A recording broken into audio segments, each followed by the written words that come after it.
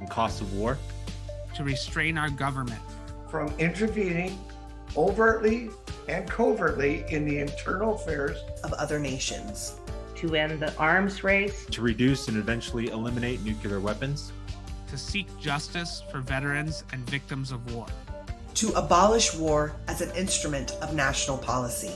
To achieve these goals, members of Veterans for Peace pledge to use nonviolent means and to maintain an organization that is both democratic and open, with the understanding that all members are trusted to act in the best interests of the group for the larger purpose of world peace.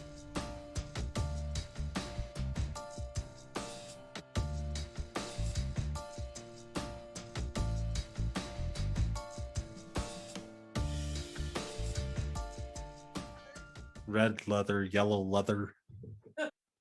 Let's go scrolling. Here we go.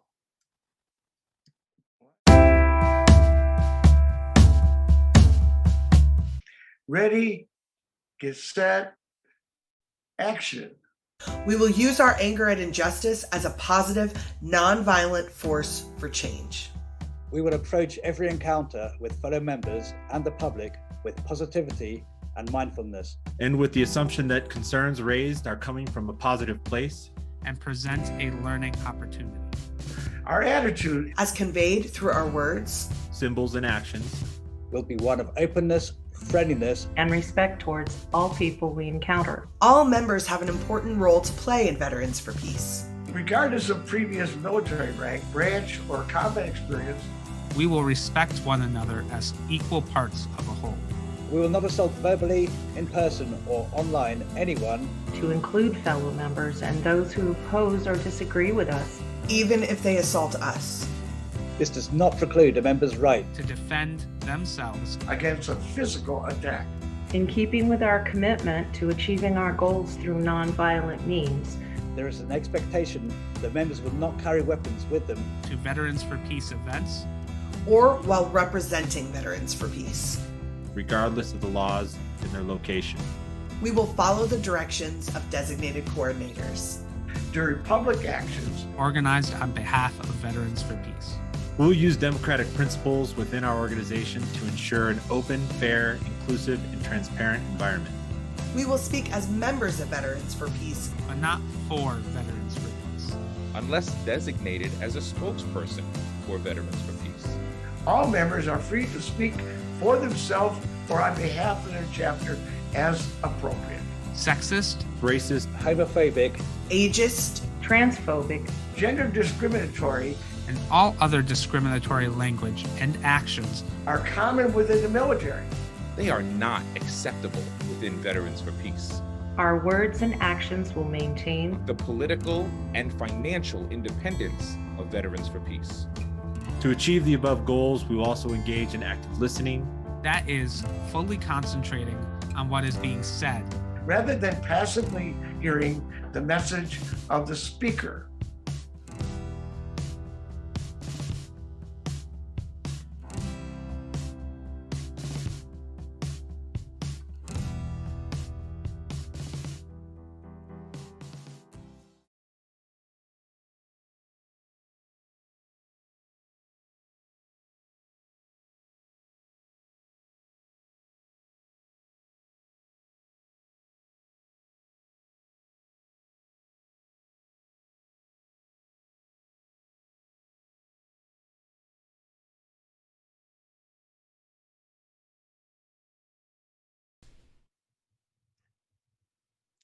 Hello, and welcome to Gamers for Peace, an initiative of Veterans for Peace. We are a group of anti-war veterans and allies who are speaking out against military recruitment to kids in gaming and streaming. This is our Mental Health Monday stream, where we discuss topics related to veterans, mental health, and substance use. We work to create an inclusive gaming and streaming environment and have open discussions about the realities of military recruiting, service, and more. My name's Phoenix. I'm an Army vet, served as an intel analyst, and did one tour in Afghanistan in 2008. Joined Veterans for Peace about a year ago and have been active ever since. And this is our Mental Health Monday stream. So this week, we're going to be talking about withdrawal symptoms and experiences with withdrawal, and of course how to reduce some of those experiences and when to seek help for some things. But I'm joined this week by a whole crew. I'm super excited. We have a full Heroes of the Storm team on stream. We got 4 people with me today. And inviting back today, we have Pasan. I'll let you kick it off. Yep. Hi everyone, this is Pasan Mushroom. I am back after a couple weeks. I will be talking about withdrawal symptoms because that's where I've been past couple weeks.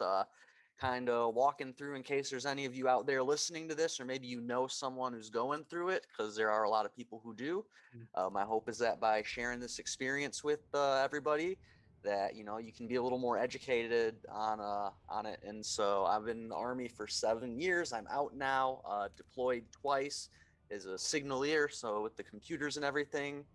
I love MMOs, and I love this because you get to play with like the same people from WoW. It's a pretty fun game. But anyways, I'll pass the mic here. Hey, it's Sincerely V, Gamer for Peace community member, Veteran for Peace member.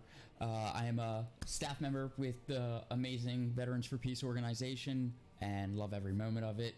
I'm a United States Marine Corps vet, having served Iraq, Afghanistan, 2004 to 2010, and now I am here playing games in the efforts to bring about peace in the world, because peace is possible, and we can get there through games.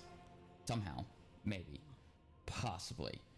But we have a new face, we have a new disembodied voice here tonight joining us. First time on the stream, joining us as a new Gamers for Peace member, community member. I'll toss it to Krios. Thank you, Sin. Hey, everybody, this is Krios. I'm relatively new to Gamers for Peace and Veterans for Peace. I am an ally. Unfortunately, I'm not a veteran. Physical problems prevented me from joining, but I definitely support this cause and support everybody who's behind it, especially with these mental health Mondays. There's just so many things that vets and people go through, and I'm glad that we can stream and help and talk about these issues. As a gamer, I've been gaming pretty much my whole life. Recent streamer myself, but we won't get into that tonight. I'm just here to have fun with you guys, add my 2 cents when I can, and hopefully we just have a good time and we can help someone. Yeah. Thank you for being here this week, Krios. Yeah, this topic is like, this one in particular, I think is hard because like the focus of our series has been on like harm reduction strategies, and withdrawal is just like something you gotta do if you're really like dead set on kind of mitigating a lot of the harmful effects of a substance use, and it's just like something you have to go through. But again, there are ways to like reduce the harmful experience of withdrawal. So, and Pasan, who has that firsthand lived experience, I just did a bunch of research today and I learned a lot, but Pasan's gonna like really kind of give us the nitty gritty, which I'm excited to hear because it's not often you get that firsthand experience. More often, especially for me, I just read about it. Yeah. It's definitely not a good process to go through. I was tired a lot. Took about 2. I'd say I'm back. Like I was telling everyone, like out of 4 out of 5 right now. Hey, it's called acute withdrawals, right? So like within the first 24 hours to a month, right? And so I was going through methamphetamine withdrawals. I talked about this on earlier stream, but it's that particular substance has a very long half-life. About I think it's hours is what they said on like WebMD. But somewhere in that range, a long time, right? And that means for half of the whatever medication or substance get out of your body, so go half, smaller and smaller. So the moral of the story is, the first day or 2 after you stop taking it, in case you'll fine, but then after that, tired because your body's trying to replace all those chemicals. Yeah, you're tired all the time. I know other things. That, first, it's always helpful to have a doctor. That's the first thing I'll say, because I had a doctor, and some of this stuff can be quite dangerous if you try to do it yourself. So please go talk to your doctor about doing all kinds of things that you might not know about. But let's take a step back and before we actually get into the game, clarify like what do we mean by withdrawal, right? So what is that experience? That is, I would define it as when you stop whatever it is, whether it's alcohol or marijuana, whatever. You just stop using it and trying to get it all out of your body so that your body can recover. Because as I understand it, and Phoenix, maybe you can clarify more on this, but it actually going through addiction, it actually changes brain structure. So this is the first process of converting that back to what it was before. Yeah, no, that's true. So the experience of withdrawal does have, well, there is that chemical change that happens with it. Yeah, so nicotine is one of the worst, and you're trying to find, like with withdrawal, super destructo just that like there is this process, brain having to restructure it. Now it no longer has this substance that it previously had, so there has to be structuring, and that's true for like a lot of different substances. But I would also add that there are withdrawals for behaviors too, right? So very much like with substance behaviors also create a reward structure within the brain. Brain is rewarded via a drug or a behavior, certain chemicals get addicted to that reward system. So even like, you know, gambling, right? Gambling is a behavior that high from, right? So, and then there is a withdrawal period from even gambling where you have a lot of like physical symptoms or mental health symptoms, irritability, anxiety, stress, all these different things, but also get um, physical craving, or even like sweats. I've heard of people gambling addictions, like feeling nauseous after not being. So like there is even these physical symptoms, behavioral withdrawal. Yeah, that's definitely. I noticed that because funny side story. Well, before I did all this, I'll admit I bought some Warcraft classics on a grind for hours to get the mount, and I got caught. And anyways, I got banned from 72 hours, so fly weekend. Moral of the story I'm getting at is that was kind of like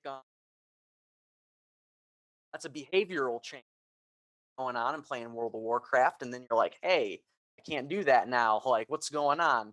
Kind of make so it can happen with gaming. Not trying to discourage anyone, but saying it can happen with a lot of things. Yeah. So when we talk about withdrawal, we're talking about like these physical symptoms, physical or mental symptoms after ceasing whatever the substance or addictive behavior was. Right. Sounds good to me. All right. So let's get into the game. Let's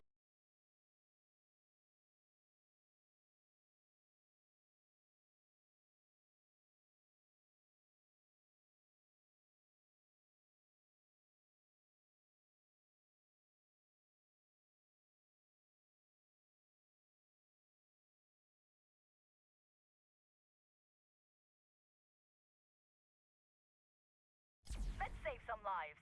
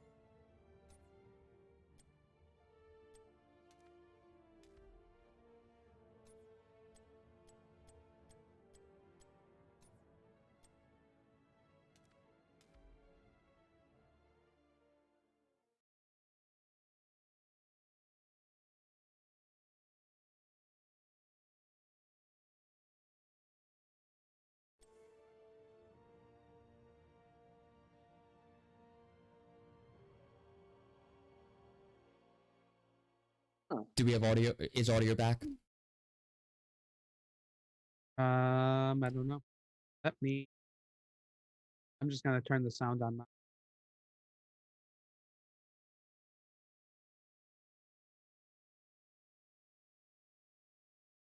And do we still have audio? Everybody, 1, 2, 3. Check Oh, one, wonderful check two. crowd.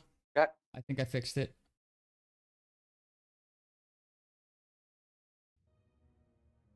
Yep, we're good to go. Awesome. Cool. All right. So we're just setting up for the game. I'm super excited that we have a full squad. Yeah. And is there we a way even- is there a way to make like a Gamers for Peace crew? Oh yeah, and this is more competitive than I went searching for some Knockout City tournaments and I haven't found any. I think it's Like- really new and just starting to pick up. Right? Let's see. All right. It looks like Super Destructo's still really salty about I Grandmama. know. Yeah. So G-Mom. I don't know. I don't know if I talked about it last week, but I went skydiving. I did talk about it. I went skydiving with my grandmother, and we went tandem. It was an awesome experience. Highly recommend if you have never been skydiving. But my grandmother is 80. She is 80. Whoa. And Wow. just like she is a badass. Like honestly, she is the coolest person in the world. But you know, it was just so awesome. She was the first person out of the plane. But we drove all the way out to Ohio just to go with a friend of mine too, because he's a regular skydiver. But my siblings keep giving me some slack about throwing my grandmother out of a plane. But she consented. I wanna make sure that she consented to being thrown out. Logical decision. But even like, as we talk about addictions, right?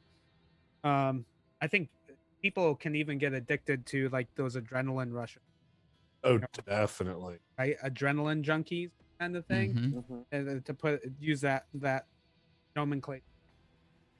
It's just any like experience that gives you like that huge like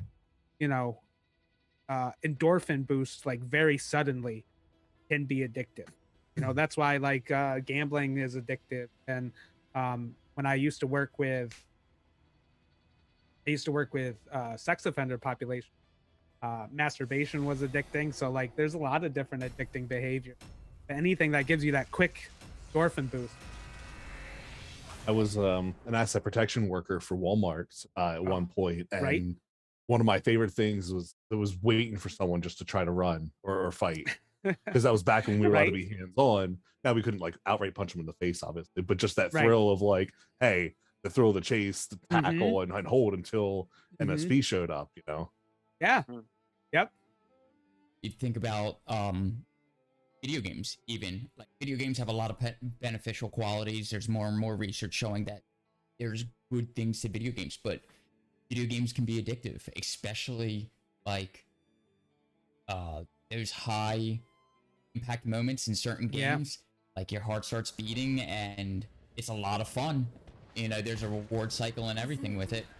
But video games can be addictive if not played carefully and responsibly. True. Big solo top. You're gonna solo character. top?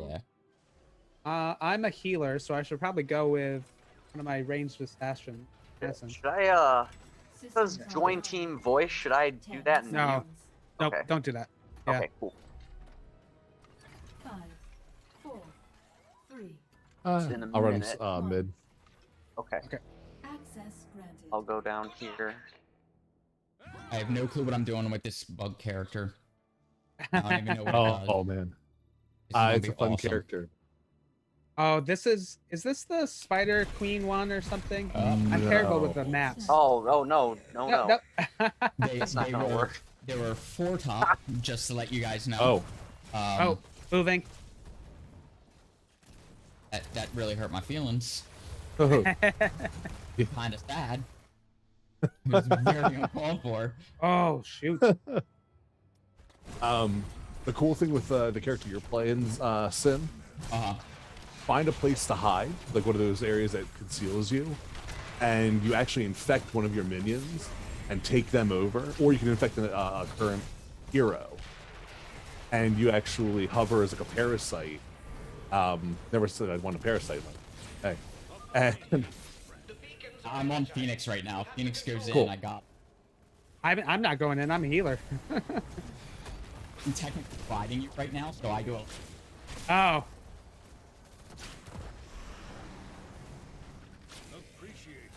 That was. How do I get out of Phoenix? I think it's the same button you use to. That's not good. The beacons have activated. Control them. Please let this work. Darn it. All right. Ah. Man, they keep pushing hard. They are wrecking us.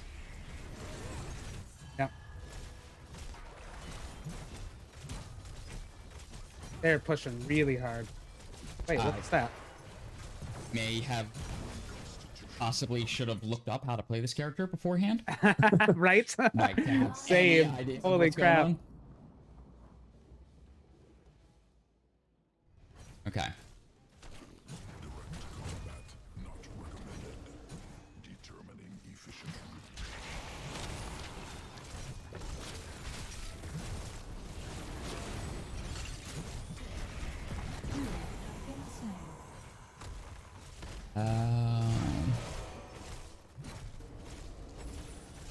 I don't have heal. I gotcha. Let me out. Up. Oh. Fudgesicle. I think I'm getting the hang of her, though.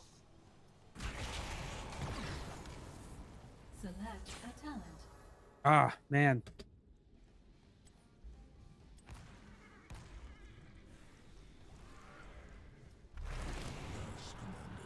Okay.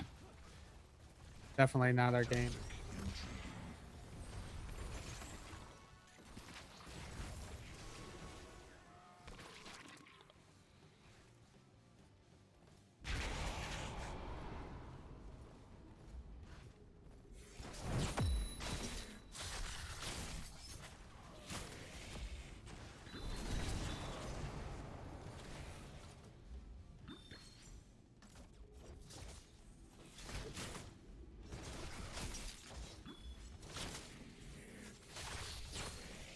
Whoa. Ah. Yeah. Oh, Thanks. no. Thanks, Tech. As Tech pointed out, actually in this map, the idea is eventually to capture this beacon. Of course, we haven't been able to stop because of this push, and it sends the whole Zerg of stuff. Oh, okay. Now I see it. Oh, man. If we were not having fun, well, we're having fun, but if it was not pretty before. Oh, yeah.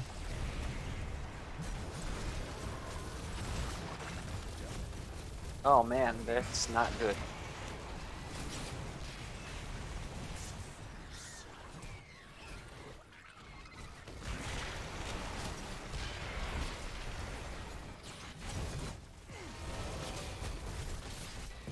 Ah.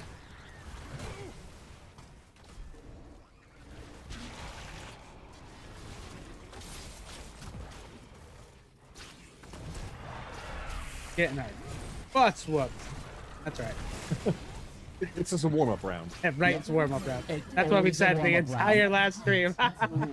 They are all warm-up round. All of them.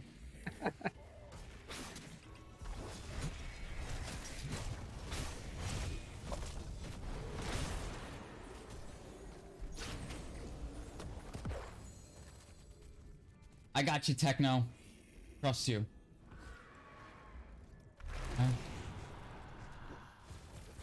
Alright, there we go. They're all lined up.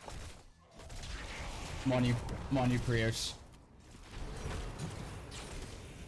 Select a talent.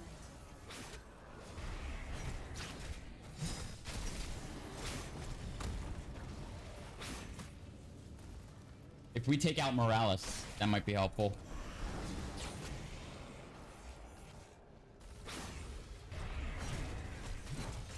Hate that guy. I do too. Like he's indestructible. Because like you can't tell which one's him.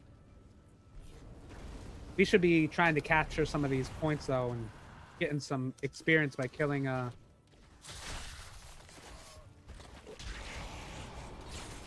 that's not Oh, heads up.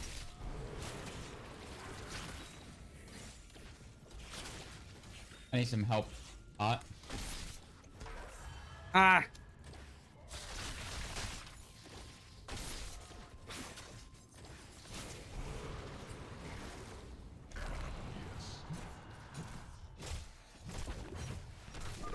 we go again. The beacons are powering up. All right. We gotta Okay. get those beacons this time. Yeah. Otherwise, we're not gonna win.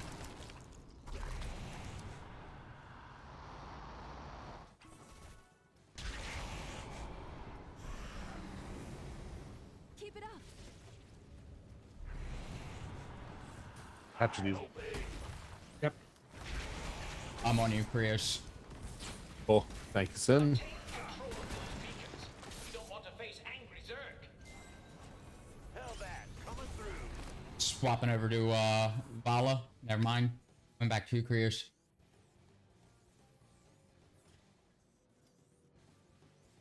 Up. I went to Phoenix. I'm on Phoenix. Ah. Ah. Hold out as long as I could. Sorry. It's all right.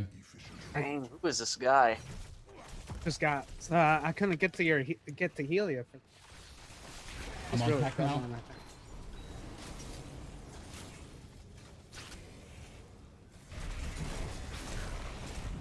Dash status confirmed. I don't think I'm gonna make it in time, but I'm gonna try to grab that bottom satellite to break the one. Do it. No. Ah. Yeah, there's no. I have faith. Yep. Alright. Most of the Zerg are headed this way. Do something. Only essence important. They're on the bottom this time. The Zerg is. Ah.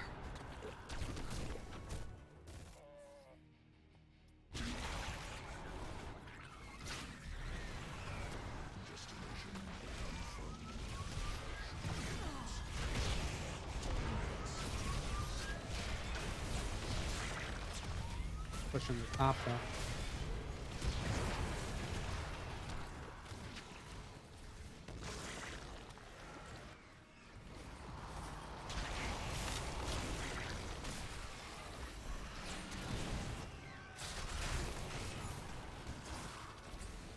Oh my. These Zerg must be exterminated. Allied fleet destroyed. Warning. Force under attack by hostile forces. What?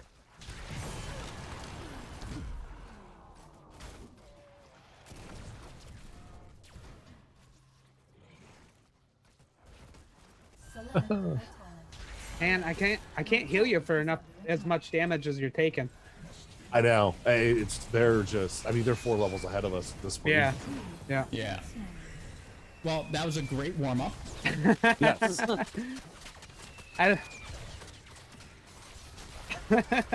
All right. My fingers are nice and ready. Ugh. Yep. We really man. gelled at the end as a unit. I felt I felt really good about that Yeah? process. Yeah, I feel like it was Hey. a good Follow me. team building drill. Yeah, let's go with that and leave it at that and put that behind us. Heck made it Yeah. on the top 5 thing. There we go. I don't think Uther is my character. No, I don't think Abther is mine either. Try Malfurion. Let me go back to my tank. You gonna run tank? I'll Yeah, run heals. I'm gonna run tank. I'll switch back over to Bruiser then. Who was it? I think Brightwing is a pretty decent healer, and Healer Lily, I think, are both pretty decent for people who want to actually try and play healers. I haven't played either of them in a long time. I typically play healers. All right. So back to the topic a little bit, right? Yes. So, Hassan, you know, you kind of let us know that you recently went through this experience. What are some of the things, the symptoms that you had when you went through it? Yeah. Tired all the time. That's probably the number one, man. All I did for the first, I'd say 3 or 4 days was sleep. And after that was over, like, uh, tired exhaustion was number one, pretty much, and then just kind of Right. trouble remembering stuff. But now that that's over, it's really not that bad. Just need to sleep a lot. Yeah, pretty much. Make sure you stay hydrated too. That's another one. Yeah. Like focusing on symptoms, from what I've read, what I understand, that there are the like short-term symptoms, and then there are the long-term symptoms. Draw, like after you get through, like your body goes through the detox process and the substance is no longer in your system, and that varies for whatever the substance is. There are long-term symptoms that people experience for months sometimes after going through withdrawal, which can include like sometimes like hallucinations or paranoia or shakes, random shakes, and even some like long-term seizures. Like I was reading through some of these symptoms and it was pretty scary how long some of these symptoms will last. Yeah. It's I've thankfully I haven't had anything. I don't think I will. I think that depends on which substance we're talking about. But yeah, it's like that stuff's all real because, like we were saying earlier, it changes your brain chemistry. You know, like your dopamine receptors and everything. It takes time to readjust. Yeah. There was a go ahead. I was gonna say, you're mentioning the Caesars. My father was a long-term alcoholic, and he has seizures as a result of it. I mean, they're so bad he's on disability. He's on THC to try to control them, and in hospice care. Like it's not a joke. Yeah, it is not. On the heels of that, I'm under the impression, I'm pretty sure we mentioned it before, that alcohol as an addiction has one of the worst withdrawal periods because of the way it affects the body, and because of how pervasive it is as a long-term chronic addiction that is supported regular society. So it's an addiction that develops slowly, isn't recognized as an addiction very early on, so it allows higher level dependency. Right. And remember, I know I preach this in this one all the time, but you know, the addiction, you can really start seeing it when it starts affecting your ADLs, your activities of daily living, right? So affecting work, affecting relationships, affecting you know, your ability to do things that you normally enjoy. Those types of things. Once you start seeing those things start to be affected, then you might need to evaluate your use of that substance for the long. But yes, so one of the things I did look up to was alcohol. Alcohol withdrawal is one of the more deadly ones, even. So there's alcohol withdrawal. I think there was 3: benzo withdrawal, and opiate withdrawal, or maybe not opiate. No, opiate I know is physically extremely uncomfortable, but I don't know. Yeah. I think what I read for the opiate withdrawal, so benzo and alcohol, the withdrawal period can result like in death. It's a smaller percentage, of course, but one of the dangers is death. So you got to be very careful when trying to detox from that substance. Just a quick aside for that, when I was active duty, I was in a rehab program. I was the only person there for you know, street drugs, but I was there with a lot of people for alcohol, and it was like Phoenix was saying, you Like they weren't, they were alcoholic. Like, I have to drink beers in the morning, not to have fun and party, but so I don't my hands don't shake like that. And Right. that stuff's serious. So if you think that is you, like you've tried to quit and you've noticed that, I would highly recommend you see a doctor. Yes, for sure. Because some of the stuff that we're going to talk about later is not like it's to mitigate some of the more uncomfortable stuff, but is not like a replacement for like a real detox or a inpatient stay or even an outpatient detox. Those are pretty common. And find that those resources, especially if you're a veteran, the VA has all those all over the place. Yep, I use it myself. Highly recommend it. They have the VA crisis line. Get you set up with that. We can drop the number in chat or on Discord at some point. But one of the things I read about opiates is one of the biggest dangers is not necessarily the detox, because it is uncomfortable, but you're not going to die. It's that opiates, particularly, are one of those drugs that a lot of people end up.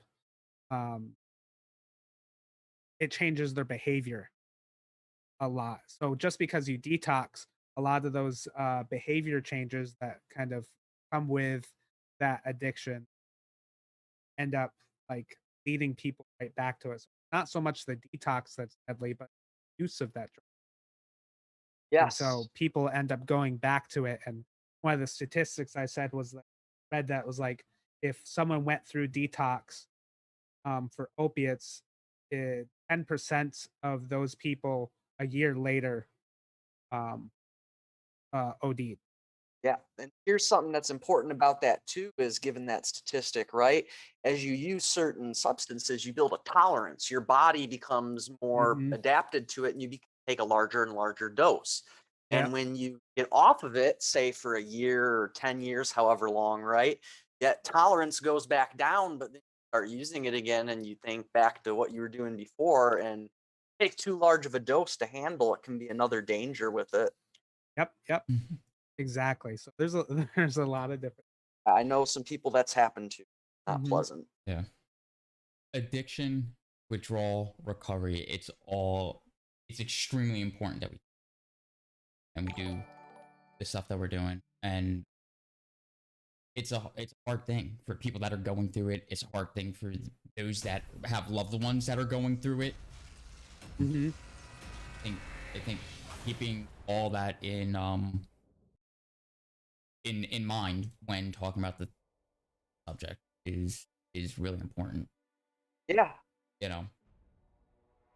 Addiction comes in many forms, and it's important that we can have more of these discussions and normalize these kinds of conversations also is really important. My experiences I was speaking and to stuff. Vamp for this to get us in game.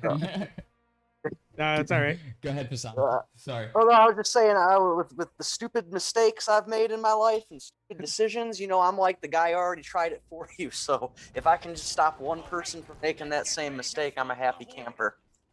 Heck yeah. Ew. Ugh, should have taken you out when we had the chance. So, all right. So before we actually go, like, what is it about this map that we need to know? Occasionally camps will pop up and got to go and capture the camp, and I think it rescues allies. Okay. Well, it doesn't have yellow things on the map, I noticed. Is that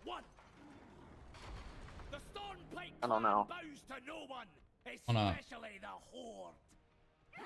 I'm on a pop A yellow camp. Oh, who's this? Looks like they're mid. Okay, we're gonna get out of there. All right, I'm coming mid then. Oh, nope. Never mind. Yep, that was bad. Why is there a character that's three people? I don't know. I was just a Leroy Jenkins with that one. Need help? All in the middle. I'll come. Okay, I'll flank them.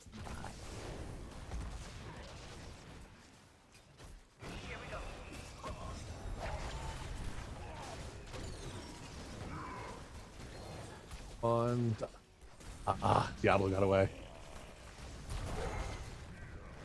Oh, maybe.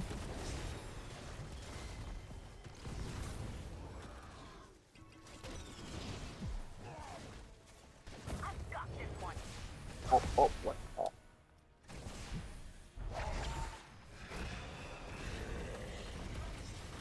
Okay. Nope.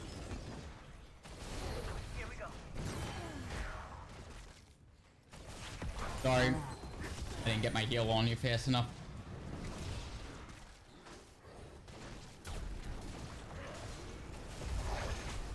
My wounds have been mended.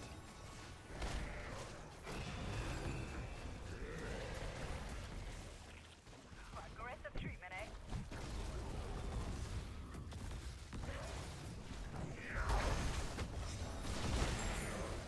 Oh, so close. My pocket healing failed you. No, you were doing great. You got, but actually, everybody was doing great there in that center battle. They just ended up that Osmodon is Osmodon's pretty powerful. Or yeah, I think that's who that is. And that Diablo. Yeah, that Diablo came tank. south. Oh. Bot lane on me.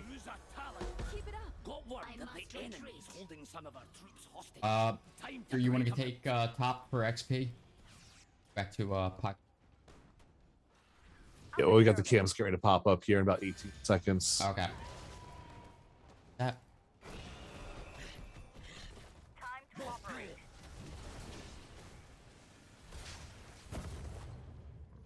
So we want to defend the blue one, capture orange. Okay. Capture the Horde's prison camp, but make sure they don't capture ours.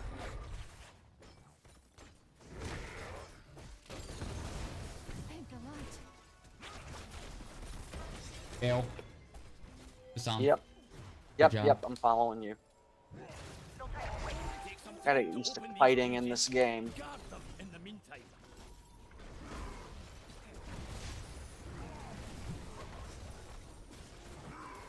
I am gonna go down, but there we go. We got the out of it. Yep. Nice. Our rescue's been halted. Fight back and claim the prison camp. 7 seconds till res.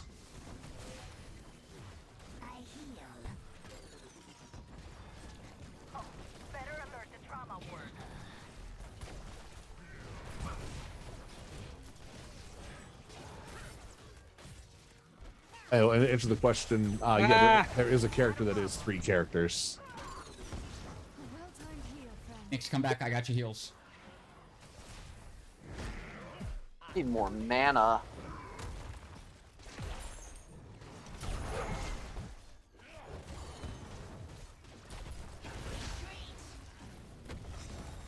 More mana. I'm dead. All right. The alliance will go. prevail. I am not gonna go Gosh, through thanks for this. the No. thanks for the I tip, saw that Cash. happen. We should not forget to lane. There is a laning phase besides just raw battling. Good point. Life signs stable. It looks like they're going back. Heck, if you want to run up and finish capturing their camp, Yep. they've left it unattended. I'm going. Nope, they're following me. All right, I'm trying to head back that way. Choose a talent. Talents.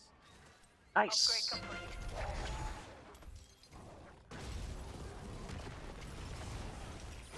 My wounds have been mended.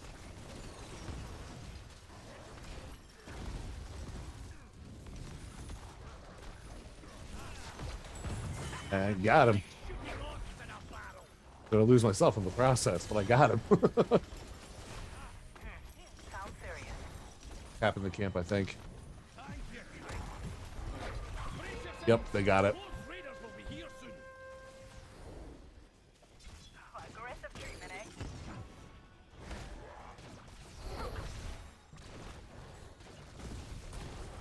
The Nova behind us.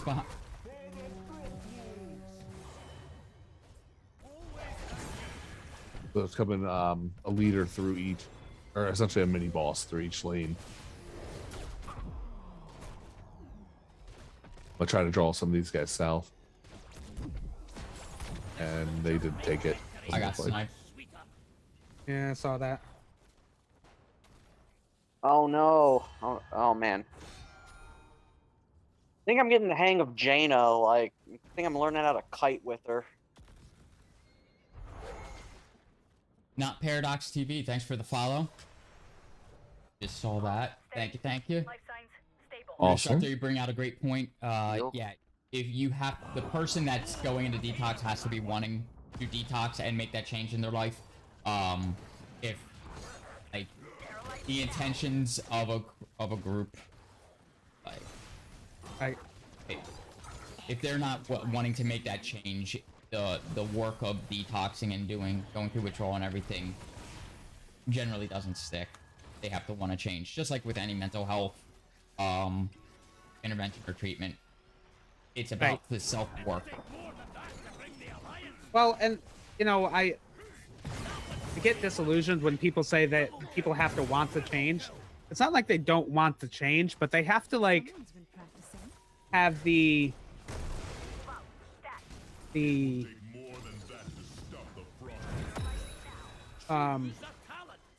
word I'm looking for. They have to make the decision to use the help that's available to them. You know?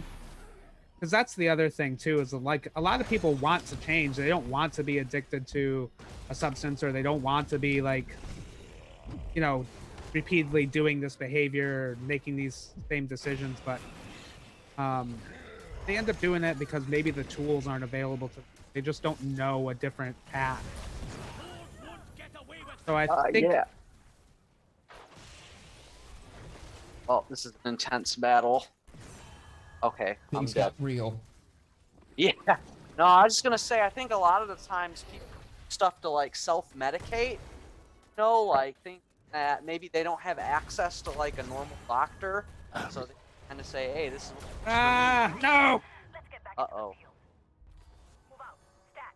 Yeah, because I know a lot of people that will self-medicate one substance with another substance. You know, it's like, oh, I'm getting down from this, but I'm gonna drink alcohol in order to help me feel better.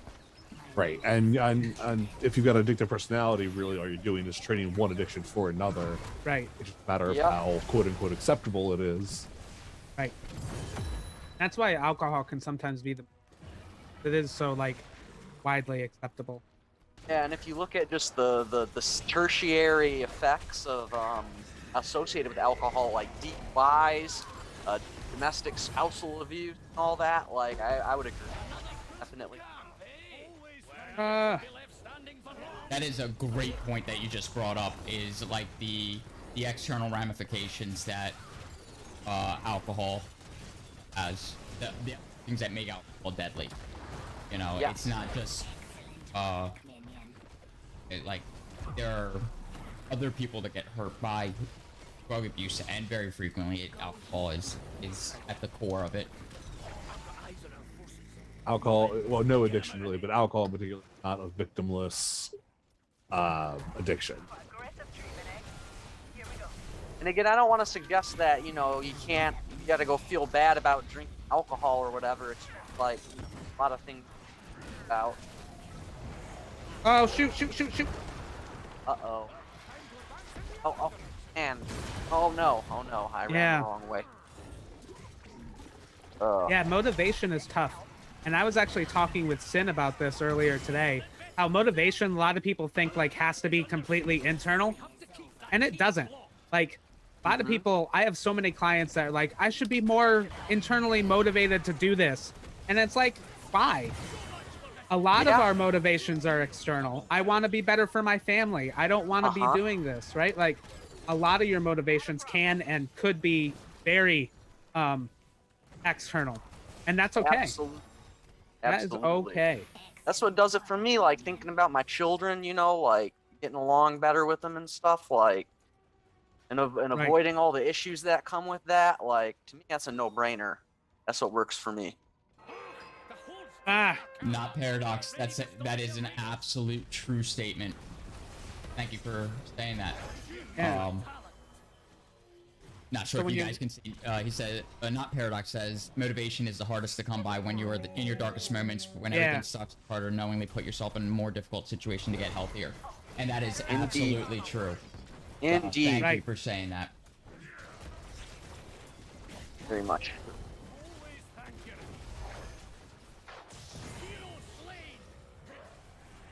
I just wish Jaina could wear like mail or something like plate. She just have a little more armor. Oh, come on. Nice.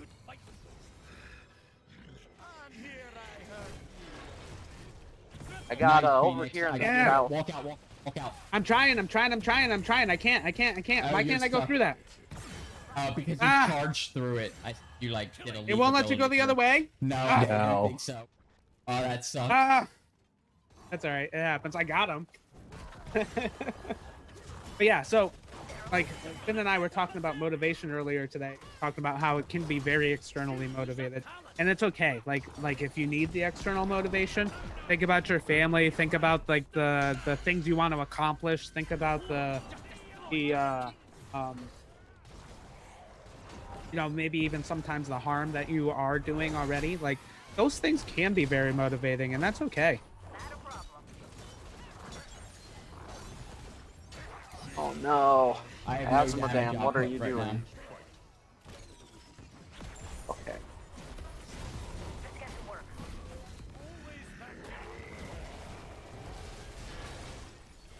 I need to grab more mana here. There we go. But Alan. At the same time though, I think definitely internal motivation does help kind of like give you the kickstart to realize, you know, hey, I need to change something. And that's okay though, because if you're not ready to change, we still got harm. That's what I like about harm reduction, is because it's still like, even if you decide that you ain't ready, you know, to go 100% stone cold sober right now, like, you know, it's still helping people out, reducing suffering, saving lives in many cases. Like, I'm all for it. Absolutely. That's why I always say, like, you know, if someone can learn from my mistakes, then I'm happy with it. Oh boy. A long death timer. I'm gonna go get another glass of water. I will be right back.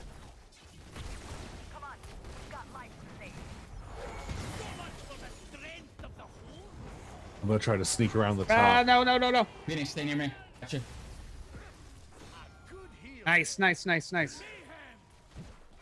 Target the Nova.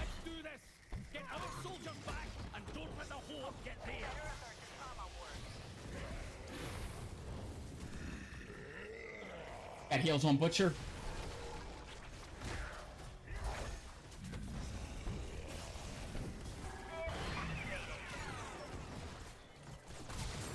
Like, I'm just in time too. Ugh. Woo! I can't believe I lived. Thank you, Sin. You're welcome. Oh shit! Hey, right, stay in the. I got healed. No, I don't. I don't. No. Heals actually. Switching over to. There we go. Yep, I got it. Thank you. I'm taking up the north here. Oh! I can't believe I lived again. That was dumb luck. Nah, that's all those big boy heals coming at you. I'm gonna try to sneak over the. Oh, nice. Good job. Diablo. Okay, Phoenix. Woo. Behind you. Reach going on here. Keep going.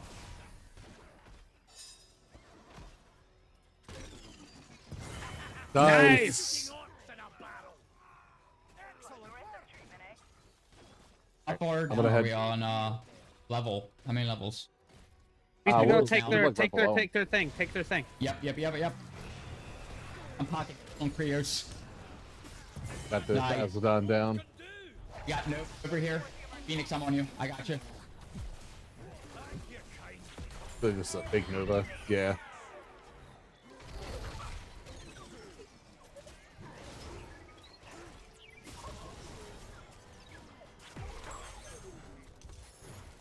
Happen.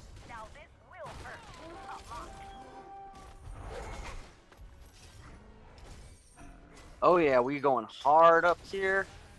All right, I'm coming down. Sweaty. Oh nope, that may be a little too hard. Oh yeah. She's on me. She's on me. She's on me. I'm getting sniped. I'm down back. There's no backing off at that point. They had me backed into the corner 3-1.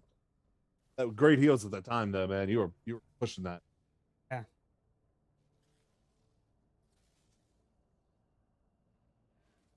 They keep an eye on that kind of mid. That's what headed towards.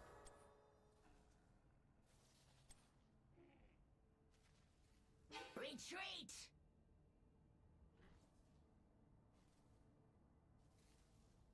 Over 30 seconds still on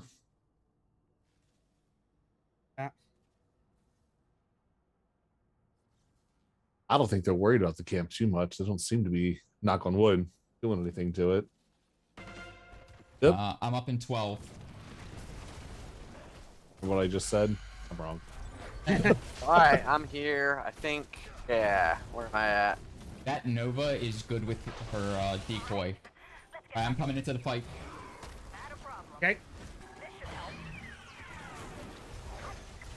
Kills on you, Phoenix. Good, good, good. Keep it up.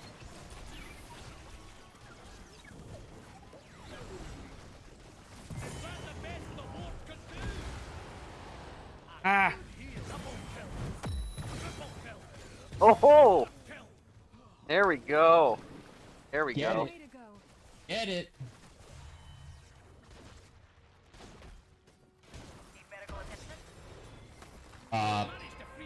Damn. Okay, They were just too far in. Yeah.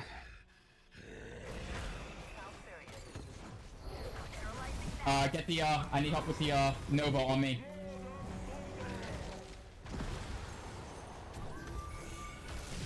Nice block, nice body block.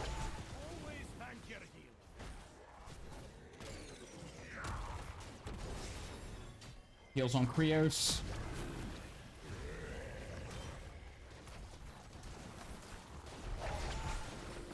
Phoenix coming to you, rotating. Up, up. Go back to Krios. Go back to Krios. I'm on him. I got healed on him as best I can. Okay. I'm backing out. I'm backing out. Ah. Ah. We just lost our key. We're just, it's overwhelming. Techno, if you can rotate. Never mind. I couldn't out. Oh. Oh, that's really cool. Not Paradox TV. That's awesome. There's this really cool app that I came across a while ago. It was called Super Better. And what it did, it gamified some, like, you know, it was more like gamifying Yeah. That doesn't surprise me. not necessarily like mental health treatment, like mental health maintenance type thing. So what you would do is you'd have like a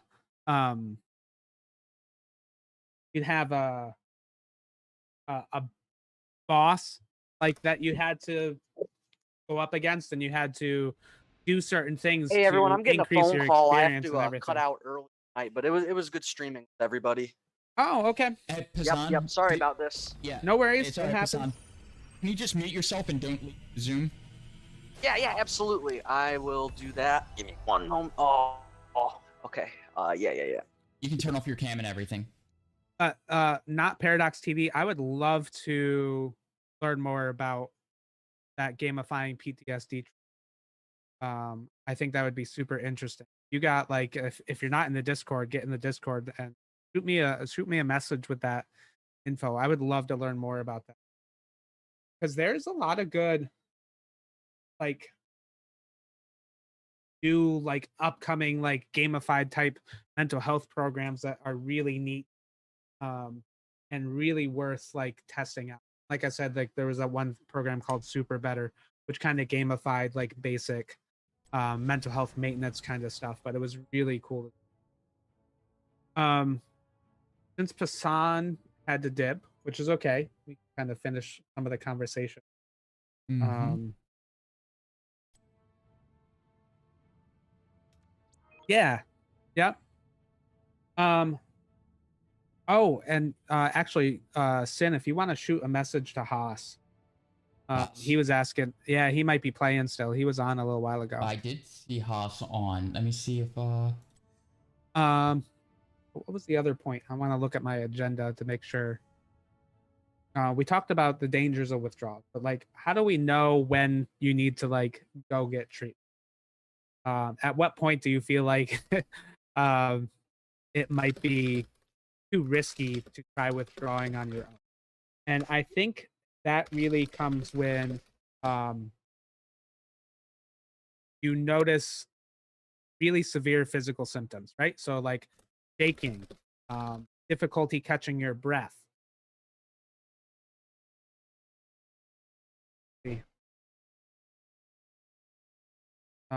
Excessive vomiting, excessive constipation or diarrhea. Those type of things, like if you're experiencing um, almost unbearable or really like extreme versions of, go get treatment, go to a detox center, do something, because that might be a sign that that might be a little too extreme for you to do.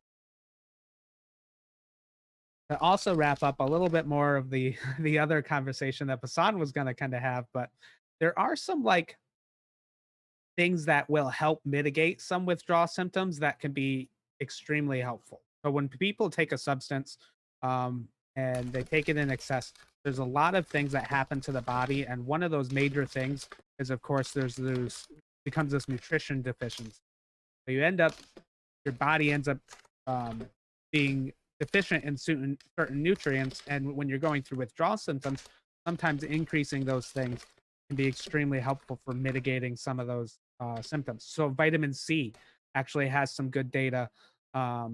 If you're taking extra vitamin C supplements, can be extremely helpful.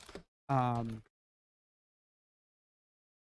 the research that they found was in heroin withdrawal. Vitamin C supplements, um, when administered orally in high doses, can reduce opioid use and relieve pain in cancer treatment. It was clinical trials indicate that antioxidants, particularly high concentrations of vitamin C, can boost endorphin levels and inhibit endogenous opioids. These are all important effects when curbing the. I'm not a big scientist, but from my understanding, is uh, reduces your of your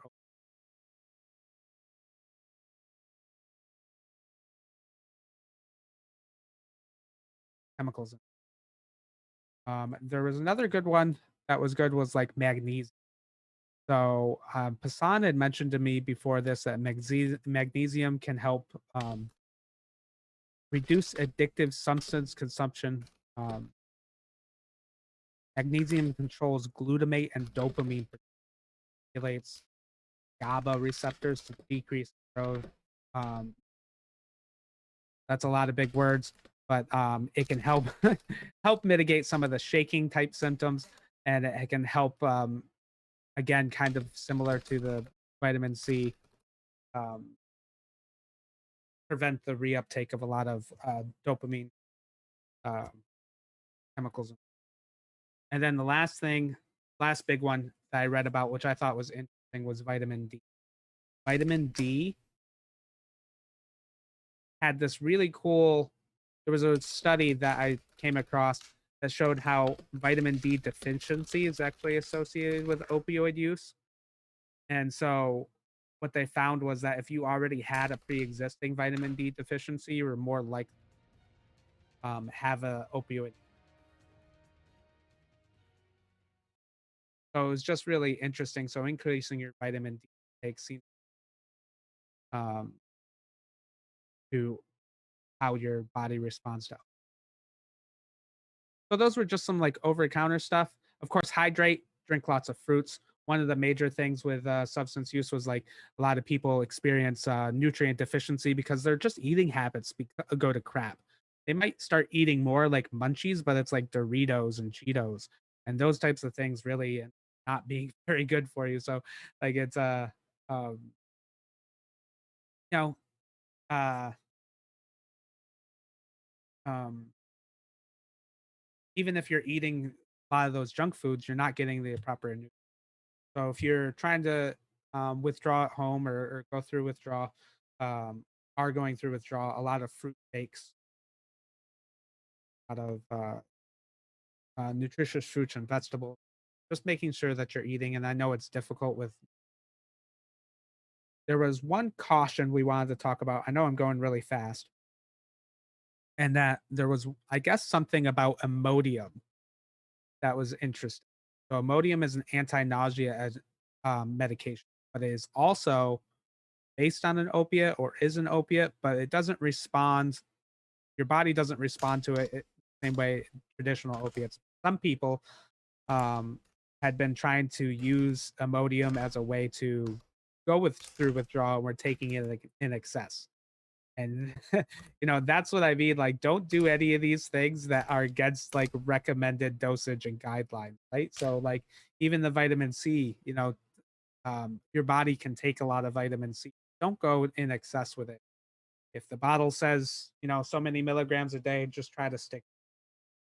Imodium, what the people were doing was taking that in excess in order to try and mitigate their withdrawal symptoms because it is a type of opiate, but your body responds differently. It was actually causing more problems than good.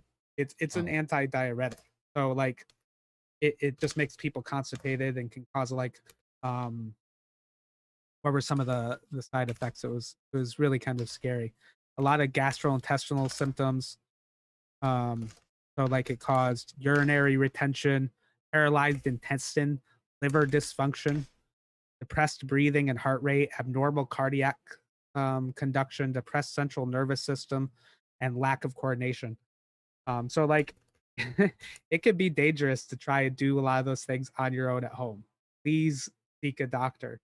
If you're doing anything that's outside your prescribed um, labels, or if you're doing um, even over counter medications outside what the directions you're taking. So if you're finding that you need more of something to try and like get through your withdrawal symptoms, then that might also be a sign to go seek deeper medical. But yeah, that was. I know I summed up everything after Pasan left, but I can continue chatting, and if you have any questions or things to add, like you know, the one that looked like dopamine and GABA. See, yeah. Can you? Let me find that link. It was. So the thing was, it wasn't a study. It was a summary, but it's from a. And see, I have mixed feelings about the. See if I can actually find the study. And the information I got this from is from a rehab center's website. But I have mixed feelings about those because some of them are for-profit websites. I don't know if that would make a huge. Try to find the actual study. Probably know more about biology than the vitamins. One about GABA was.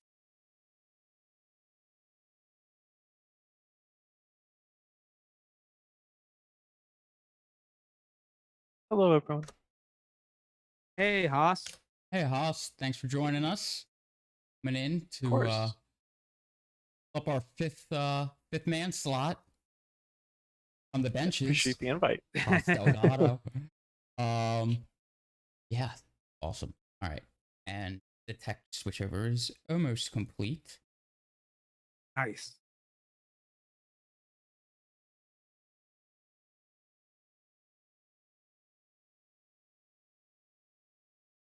Well, I'll put that link in the chat. If it'll let me.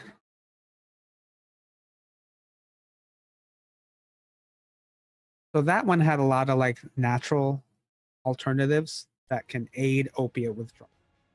So like I said, it won't mitigate how any of these. It won't completely get rid of your withdrawal symptoms. But if you're trying to do this at home, there's a lot of things that you can do that might help. Some of these supplements can be helpful. Definitely sound better than chugging a bunch of Imodium. Right. Yeah, don't do that.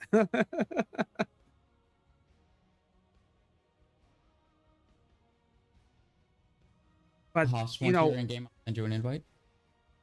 Good. Authenticating right now. I also want to make sure I mention that I'm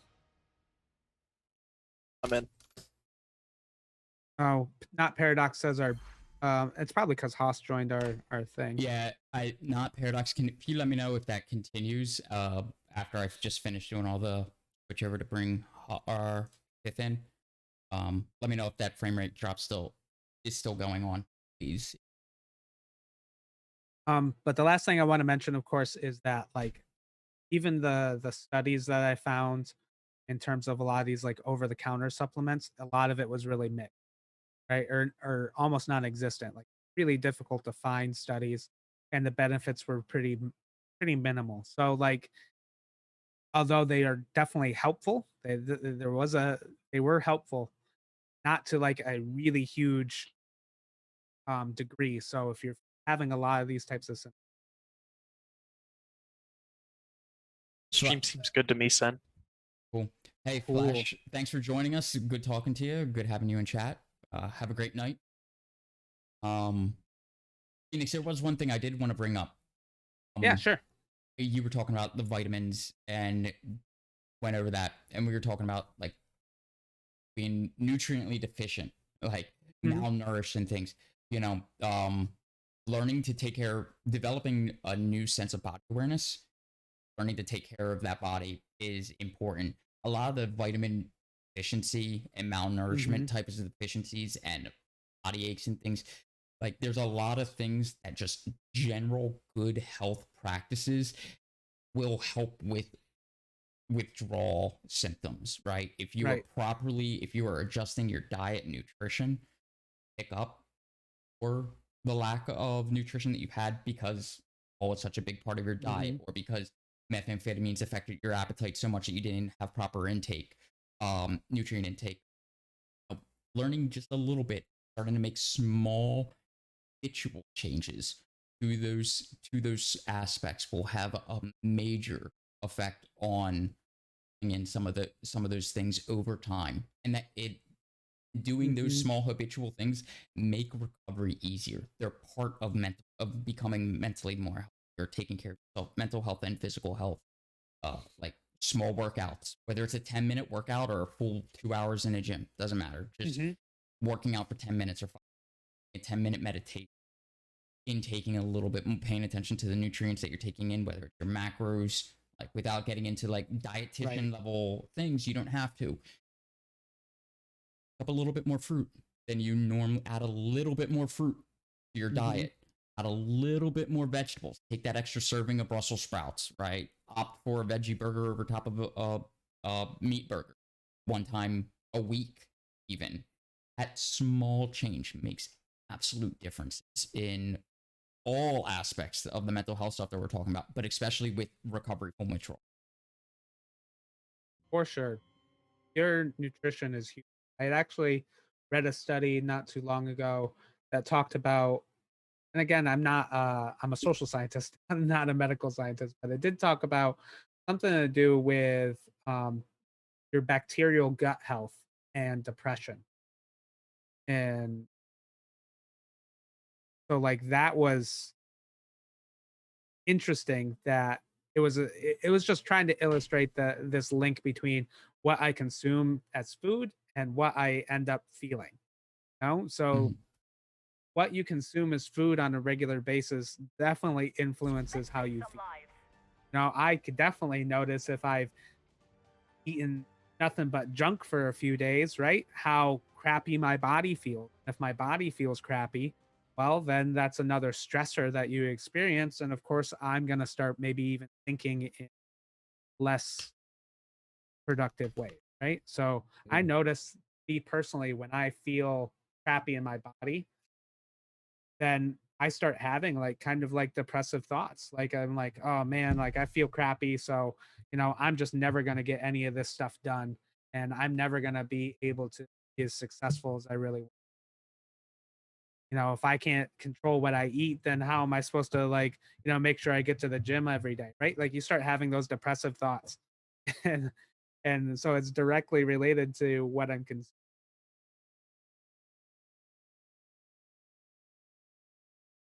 It's really amazing when you start learning about things, how the mind body is connected in certain ways, like without getting into philosophy level stuff. Right.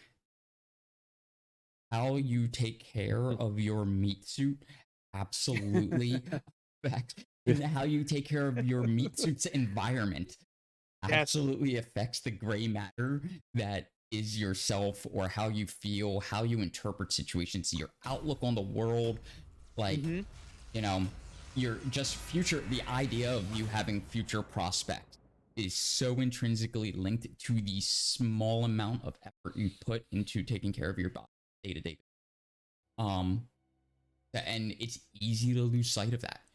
If the mind starts going, those habits that, like, it's a vicious cycle. You need to do these things to keep your mind healthy.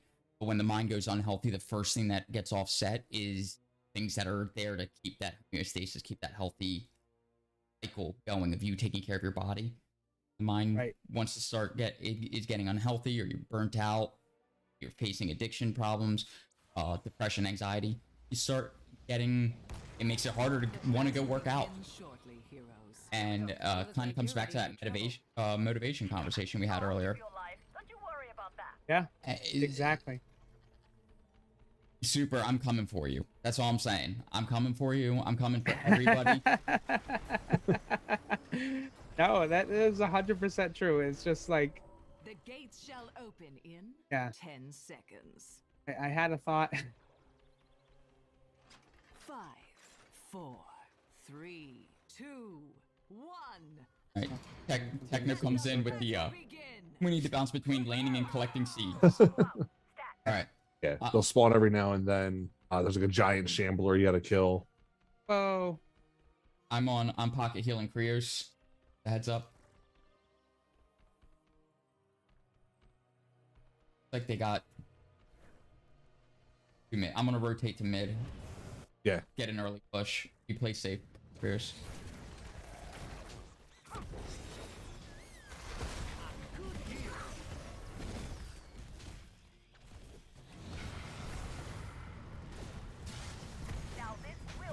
You're out of heal range.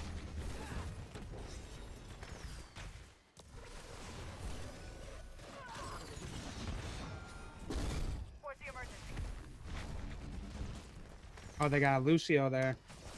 What is that, at least? Regrow.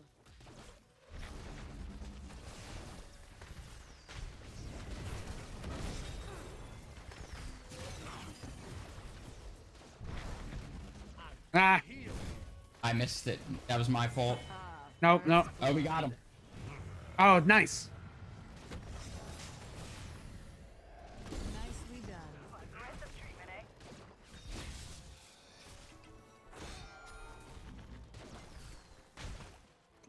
Good push, guys. Good push.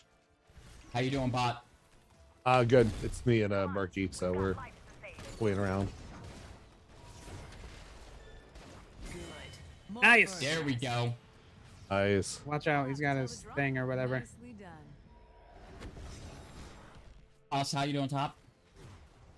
So 1v1 up here too. Okay. Lucio. Target Lucio. Just in time for the seeds of How'd he come back? sprout. But which Uh, gather them first? Regrow. All right, we should go get the seed here as soon as it comes in. Yep. I'll take care of it.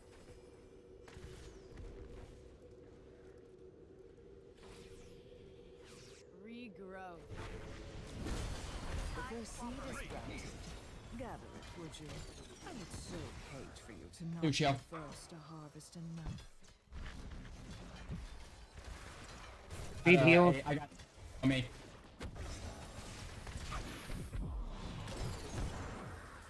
Got the seed.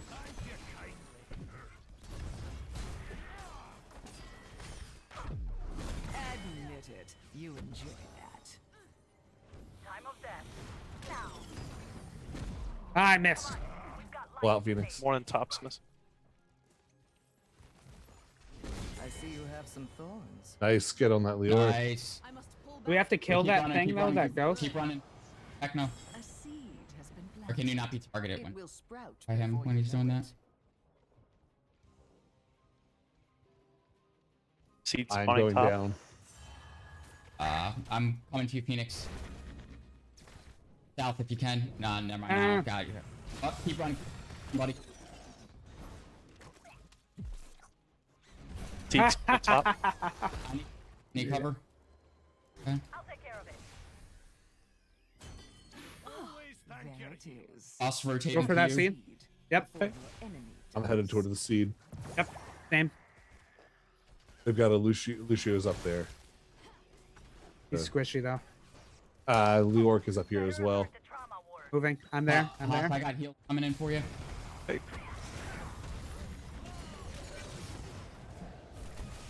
For some reason, didn't want to heal you. Got healed. Choose a tab. Just when it was getting good. And see what got me. Bleed link. That one's pushing up daisies. And I gotta run. got him.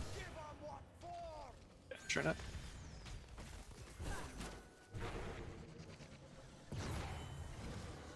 Nice. Got two. Moving back up. Murky's pushing bot again. Yeah, they've got a boss in the mid. Camp in Yep. the mid. Damn. Got him. Going back top to get XP. I'm gonna Had a rotate bot on take the careers. Murky. Stitches is missing, by the way. Now this will hurt a lot. Nope. Nope.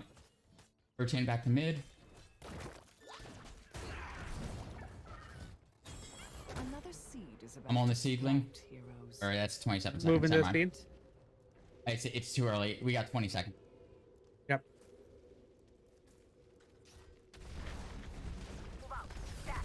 Get that Positioned loot. badly. I position badly. I'm coming mid. Phoenix, I got heals on you. Ah, nope. Wasn't enough. Careers, I got heals coming. Never mind. No has heals. We're mid. Best not fight over it, I think can you change the color of your arrow? Which arrow? Your cursor? Yeah, your cursor. I don't know. That's a good You question. can change the size of it. Okay. I feel like I keep losing it. Oh, Li Ming is shooting That's through the plight of the MOBA. The Right. MOBA cursor. I could use some help with this thing that's me. Got Lucio and somebody else on me.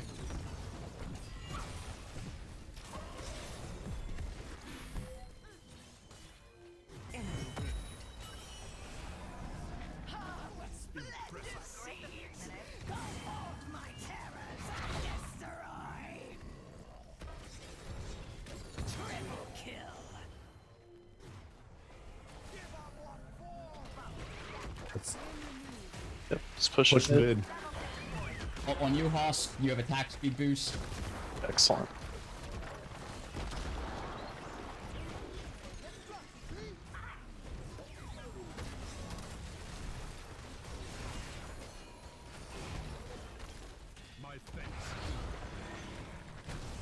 Phoenix, I got heals on you. Tank it. Good.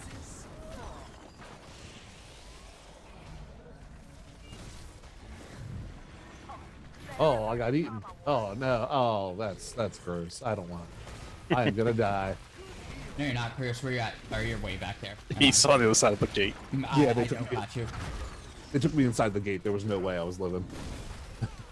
Phoenix, I got. and the sun dawns again. Hoss switching to heals on you. Yep. Such a Nice. Need help? better to be. Oh lord. Well I'm also stuck. in settings under mouse and I think it says mouse and keyboard. There's a setting you can increase the mouse size. Oh yeah. And you can actually set it crosshair so that it follows your mouse on the Nice. crosshair. Oh, I got heals on. Heals. I could hit on Don't worry, it. you're good. I'm coming up. Killing spree. Oh, apparently I thought I did. I That's can alright. use some cover. Yep, Hoff, good. I got heals on you. All on you. Stim shot. Go light him up, buddy. I'm fucked. Better to be rid of it. I'll kill one and get a tower in your honor. Dude, I appreciate my sacrifice was worth it. Got him. So, Not Paradox threw a question out in chat. A few years saw ago, that. I know it was a big issue that treatment for PTSD was stigmatized, especially for male veterans. Would you guys consider this to be true? I'll put it out there to you to first answer to you, Phoenix. Love to hear your impression. So, I think I have a lot of different thoughts about this. I think mental health in general will kind of be stigmatized for males in general as well for a long time. Like that, I think that's just gonna be true, and that's mostly due to our concepts of masculinity, like feelings of being weak or inadequate, and so feeling like you weren't able to handle your situation, right, is common with the PTSD. People feel like that is the case. Like, if I was just stronger, this wouldn't be affecting me as much. I see you have some thorns. And so, shoot. I got heals on you, buddy. Don't worry. Thank you. I got ult on you, Prius. Win on him. Stim shot. He interrupted me.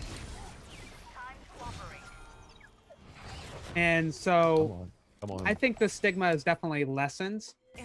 The more we hear about, and male veterans going through their different experiences of PTSD. But I would say that it is still an issue.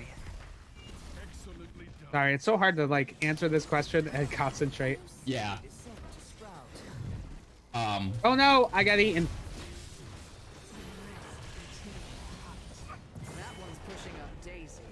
Prius, I got heals on you. Phoenix heals coming in on you. Knock him back. Double kill. Nice. Where that seed sprout? So, let you gather your thoughts, Phoenix, and I'll throw a little bit of my assent in on it. I agree with you that there is definitely, I think there is still some stigma for the like talking about heteronormative masculinity reasons.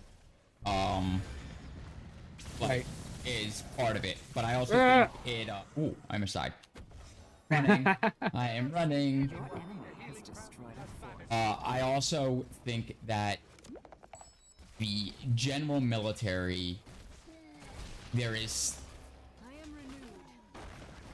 I think the stigma in the military still holds true overall, and that the community of service members, people in service right now,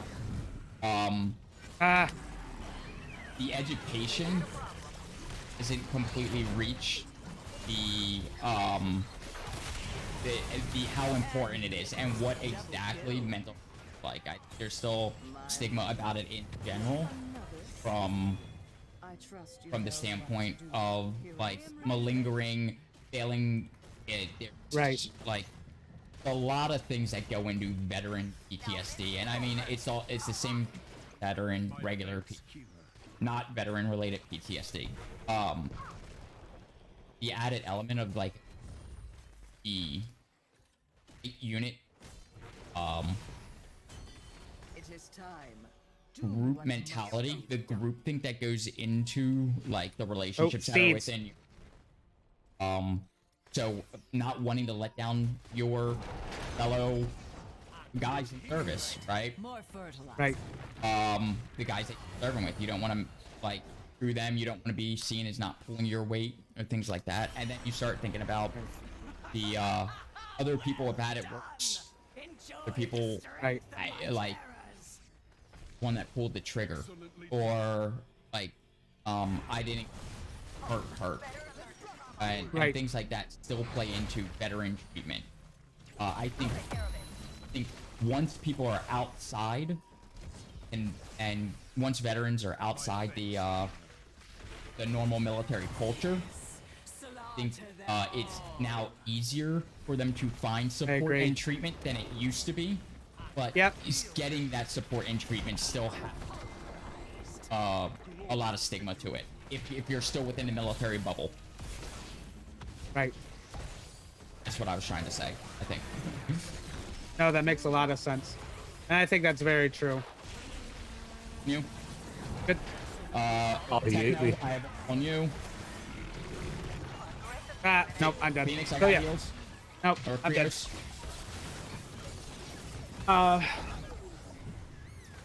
So yeah, I think I need help. I have to agree with Sin on a lot of that.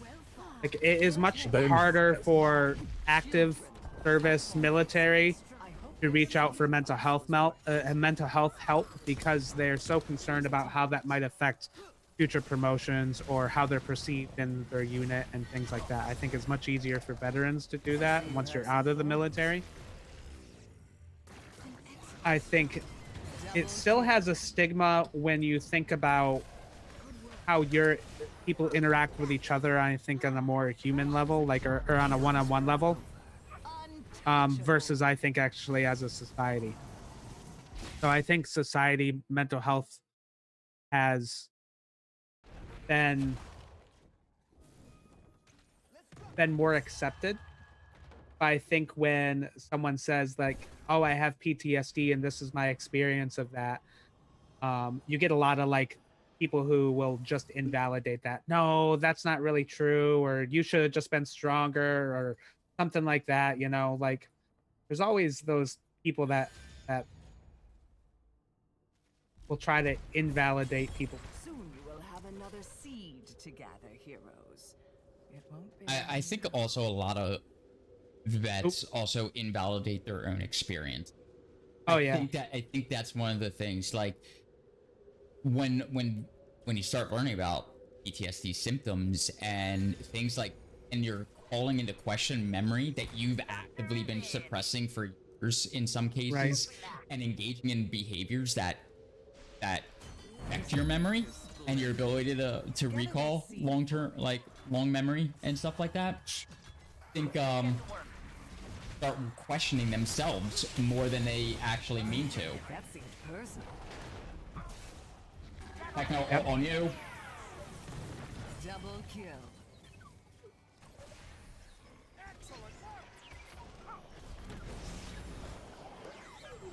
Can you hurt that ghost? No.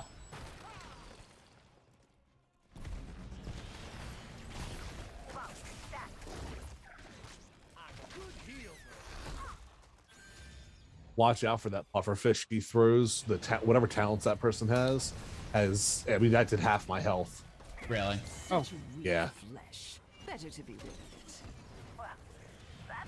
I got heals on your Techno. Oh, never mind. You got Techno. I got you.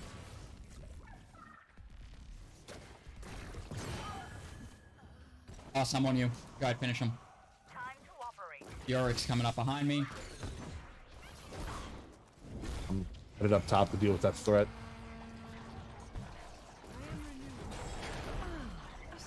Phoenix heals on you.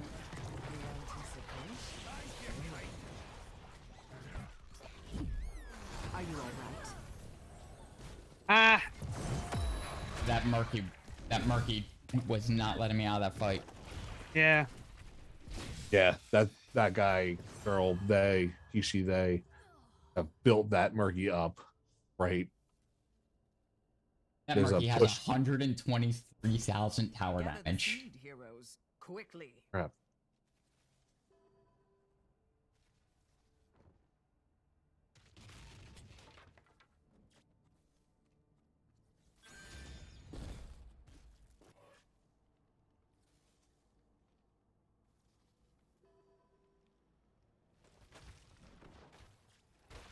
Gonna hit that bot lane.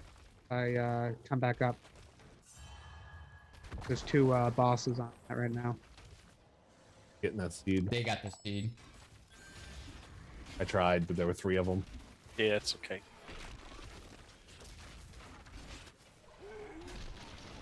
All right, let's get back into the field. Move out. Stat. Nicely done. Your enemy has uprooted a Rotating mid.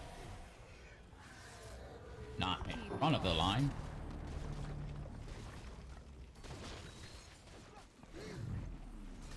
Oh, I got eaten.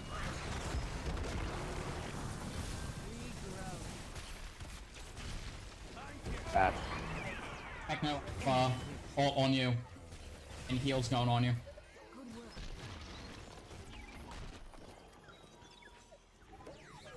You had best That be hurt. ready to gather another Hercules seed, top. heroes.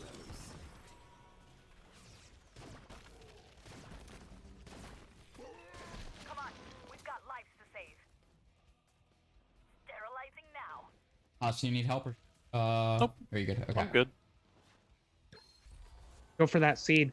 Rotating. Yeah.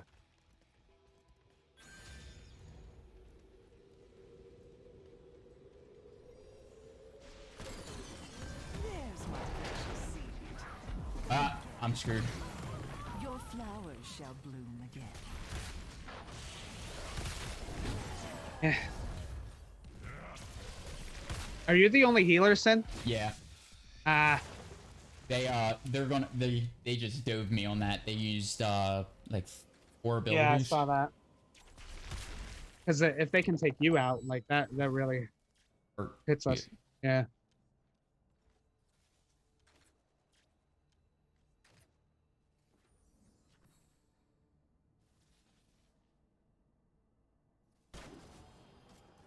You know, when we talk about stigmatizing mental health, I always find this paradox. And I kind of was alluding to it, but I've kind of been thinking about it. In that, when we talk about mental health generally for society, people are always like, "Oh yeah, like we should help people, and I want the best for them," and you know, they kind of give these platitudes, you know. And then when someone actually comes to them and be like, "Yeah, I'm super depressed, and this is what I'm experiencing," they're always like, "Well, maybe you should just like try harder, stop being lazy," right? And so, I think when people talk about it generally, they're usually pretty accepting. But then when you talk about it specifically to a specific person, especially if they know them, Your core is under attack. That's all on you.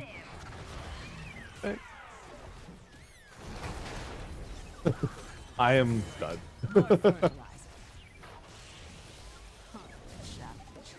need heals. Got heals on you.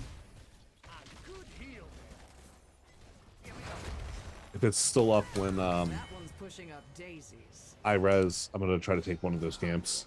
The one that's right there, or defend the north. Marky's Going back to pushing. the top. Enemy is attacking your core.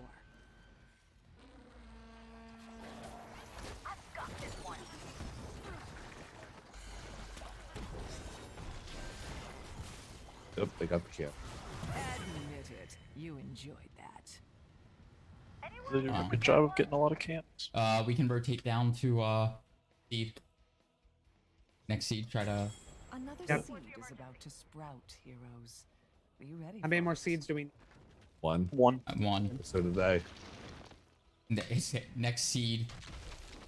Next seed pretty much wins unless there's a. Guy here.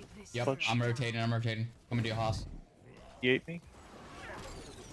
Such a weak Good kill. flesh. Better to be rid of it. Nice. Alright, 4 seconds on seed. Oh, let's just get seed. Yep, move it. Gather the seed, heroes. Here. Quickly.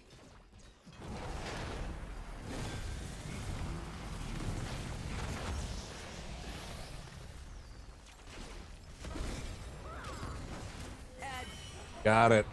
Nice. Play. Lucky. My terrors shall crush your enemies. Rotating on that Murky. Is under assault. Hold on you.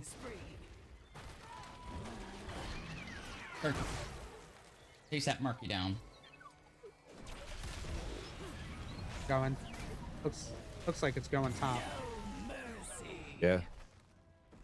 Well, that's one problem dealt with. Us heals. Well Yep. done.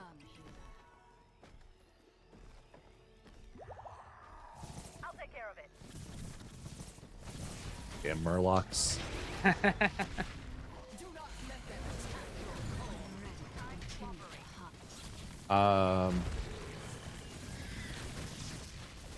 What's they actually do?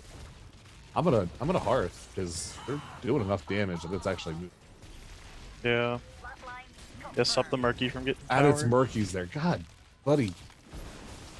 Enemy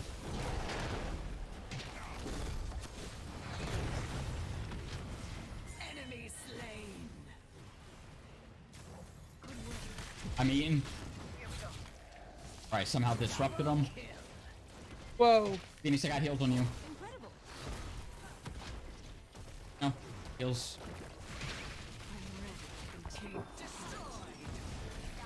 Murky. I just bounced out. All right, I've got our base cleared out. Good job. Go down 3 characters. Just push 4. My beautiful towers have fallen. Woo! Good game, guys. Great game. Great game. I hope you found this little soiree amusing. Nice. MVP.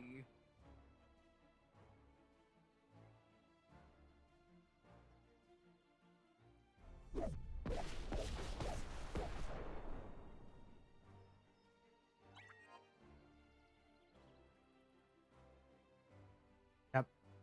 That is so true, not parrot. I have heard that. And that's what we mean by like that self-invalidation, right? Like, you know, I have a good life. I shouldn't feel like this. Or like, you know, as Sin said, it wasn't that bad, or I wasn't the target, or I didn't. All those things that military veterans do to invalidate that experience of PTSD or whatever other mental health symptom or whatever other mental health issue. And I think, and maybe I am just like speaking maybe from my own position too much, but I find that, like I was talking about that paradox, sometimes the people closest to you think they know your life or know someone's life. And so sometimes it's the people closest to you that tend to be the most invalidating because they tell you, you know, that, oh, especially if it's like a parent and somehow they feel responsible. Like, oh, you had a good life, you know, I did the most for you, you know, and they feel threatened by the fact that their child might have a mental. And I think that might be true to an extent for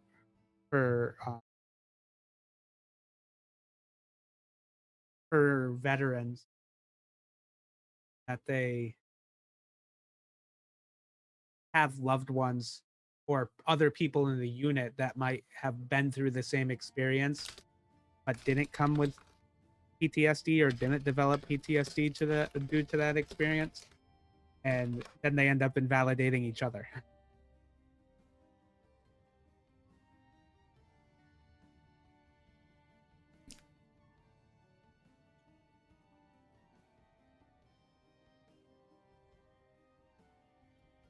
There's so many aspects to how so many things that affect veterans affect like in the same way. So we see like TBI and PTSD. Like for the most part, you're getting a TBI PTSD related event. Military, right? Like, you know, whether you were in combat and fell and got your head knocked against the wall, or concussive force from an RPG round that impacted be in front of you, next to you, IED blast that you were in close proximity to, that you didn't necessarily take shrapnel or things like TBI, and a lot of these things interconnect. So like TBI and PTSD get people start self-medicating because they don't want they don't realize that they have a TBI or are suffering from PTSD because like they don't talk about it in the unit. They are like, it's the self-medication that they're already doing inside the military that is so common already inside the military covers those symptoms. So I think it's really interesting. I think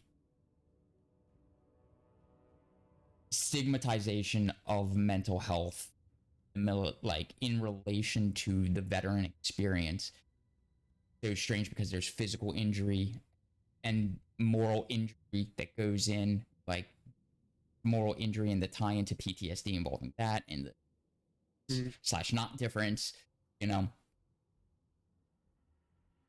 There's so many aspects. Like, I think moral injury, claiming moral injury or having PTSD as in regards to a moral injury type of event, right? I think that has more stigma than saying, oh, I did XYZ things trigger a bunch of times, or I shot mortars downrange that I know had impact that were effective fire, you know, or you're a drone pilot. I think those kinds of PTSD where you've taken a life has started to become more accepted in the military or in common culture. I don't think moral injury related PTSD triggers are quite as common, or I think there's still a lot more stigma about that. I think there's more stigma about a veteran going, I witnessed a young child, I saw a young child's body, right? A young Iraqi civilian, Afghani civilian, insert country that America is in currently, the US is currently in, a civilian casualty occurs. That is not related to an action that I myself or somebody in my unit took, right? That level, that kind of moral injury,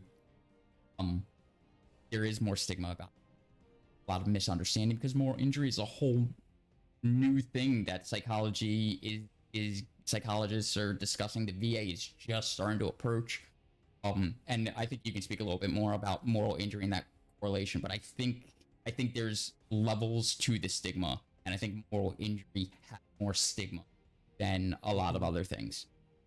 But that's completely opinion based. I am not a medical professional. Yeah, the problem is moral injury isn't a medical diagnosis. It's not part of the DSM. So, but it is wholly like mental health related for sure. And often the symptoms of moral injury mirror that of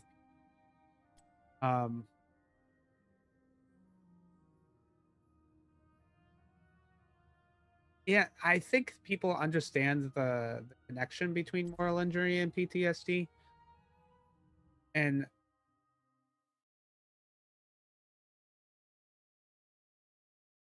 but I think the part of the crux of moral injury is that you have somehow violated your own values in a way, and that's what makes it really different from PTSD. So in PTSD, it's often it's a situation that was outside of your control, not necessarily something that you committed that was against your, but some sort of situation that was outside your control, that usually had a bad result. So, and people kind of get stuck in that mode because PTSD experience causes almost a physical change within your brain, due to the almost like shock of that experience. But moral injury is something that maybe I had witnessed and or contributed to that was against my values, against my code of ethics. And when we talk about moral injury, especially in related to veterans, usually then it's something that people in the military had done wrong. And so calling out that wrongness or indicating that this was bad, this was wrong, and something that maybe I was a part of or maybe I contributed to is even harder because you're kind of calling the military out. And that goes into the whole glorification of military experience. You know? I think sometimes too PTSD almost gets romanticized. Where was that one movie? I think it was like The Hurt Locker, wasn't it? Something like A that. Hurt Locker with he plays Hawkeye as an actor. Jeremy Was it him? Renner. Jeremy Brenner. I Brenner. hate those he does movies. EOD. Yes, I hated that movie. Honestly, it freaked me out. Hated it because it's like, I don't know. It's PTSD, right? Like that was the experience, and it's like they made a movie about it. And I was like, I don't know. And like, what were you trying to say in this movie? You know, I didn't like it. It threw me off. I don't remember the specifics of the movie because when I was watching it, I was like, not in it, and it just like glorifies that. I feel like presentations of PTSD and the glorification, like see where you're coming into and trying to touch on the glorification of PTSD, and I think it becomes glorifying in our media portrayals of PTSD because it is so hard to portray the full experience if you're not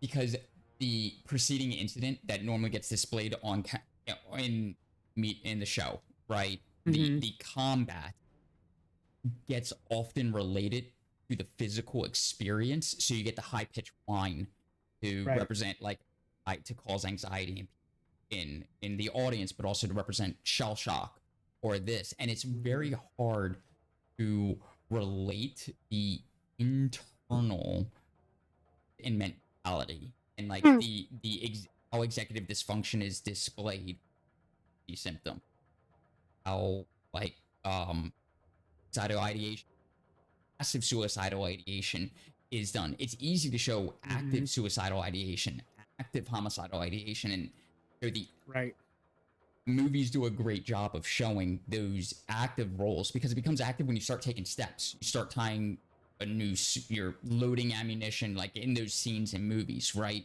Those are some active steps and precursors. But what they didn't show you is that for the 6 months, in the back of that character's head was just, oh, I should drive in oncoming traffic. I don't want to be here anymore. Just don't want to exist.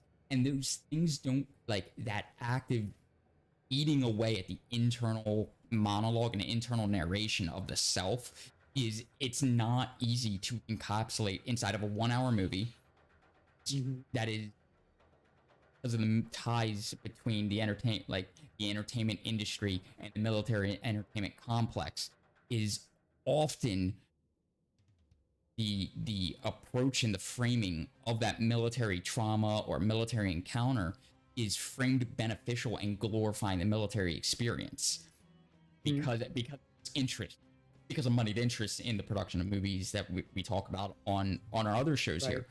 So like it's very easy for that line to get very blurry and somebody to go, oh, the military is glorified, the PTSD experience is glorified on presentation, because the actions that got you PTSD are seen as glorious. So therefore PTSD becomes a bad honor on the side, but one that you can't talk about until after you're done your service, after you're out of your career, and past the point where you actually initially need the help, which is right away. Right. And I think that's, appreciate you bringing out the glorification of PTSD of that. I thought it actually had any brain power to that correlation, representation in film and media. Right. And there's actually a really good, NPR did it. It was called Homefront. It was like a mini series they were doing on one of their podcasts. And the first few episodes followed, I know the veteran's name was Matt. I can't remember his last name. Triple amputee.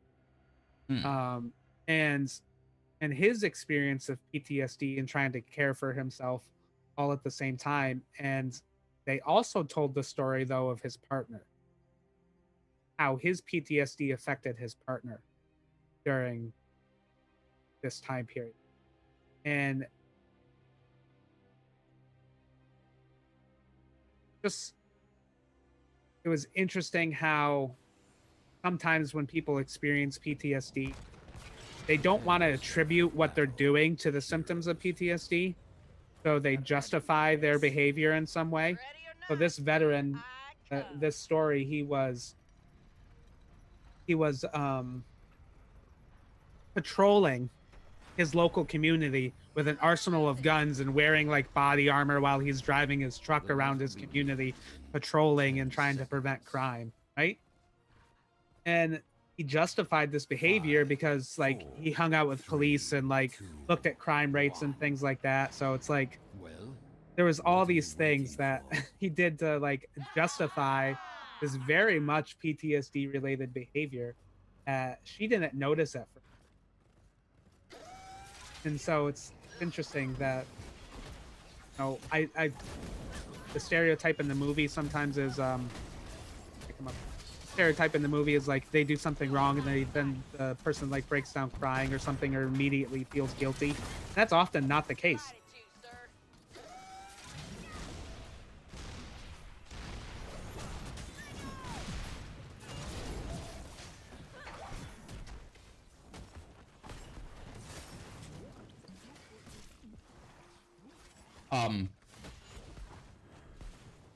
That was a very intense battle we just got into. I was not prepared for that battle.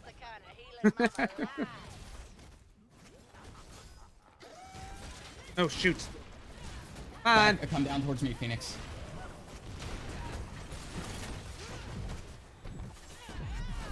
Are you a healer? No, I'm a literal tank. I'm a ADS.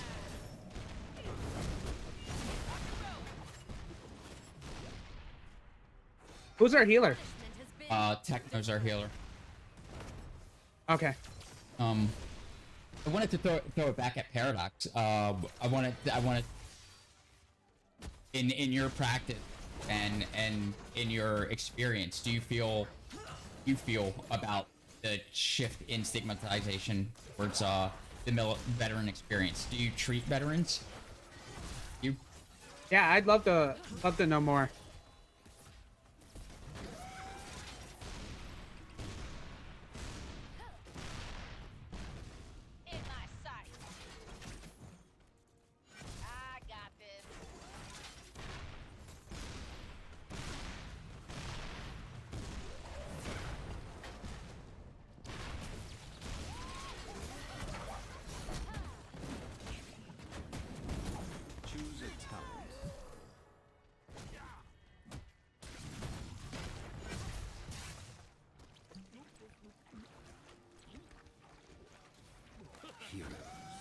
Gather tribute and earn my favor.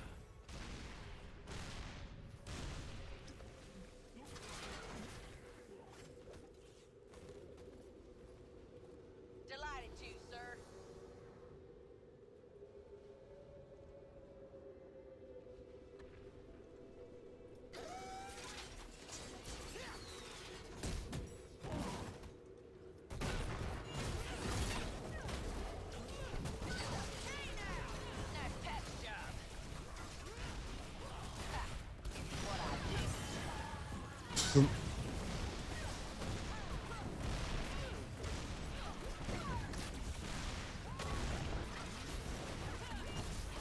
Ah! This Raven guy's got jokes. Ah! I died, and he said, "You're deceased, by the way." Oh, Captain Obvious. Who got that? They did. They got it. Yeah.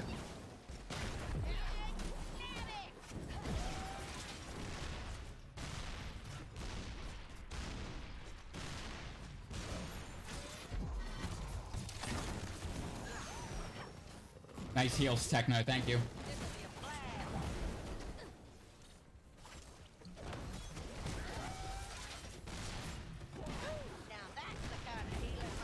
Ah! What's your range like, Ben? It's pretty big when I'm planted, short when I'm not.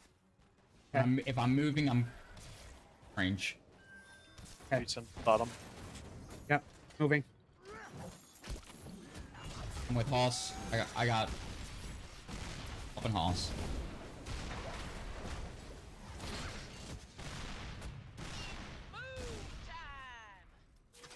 I'm good. Rotate him in. Oh, that's cool. Phoenix behind you. Yeah, I see it. All right. Choose a talent.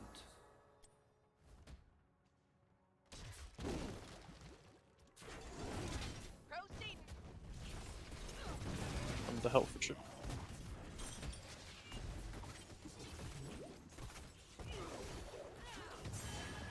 Now.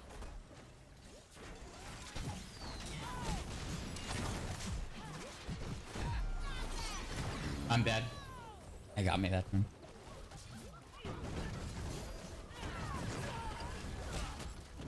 Yeah, get out of there, Haas. We're just gonna get overrun. Yep. Oof.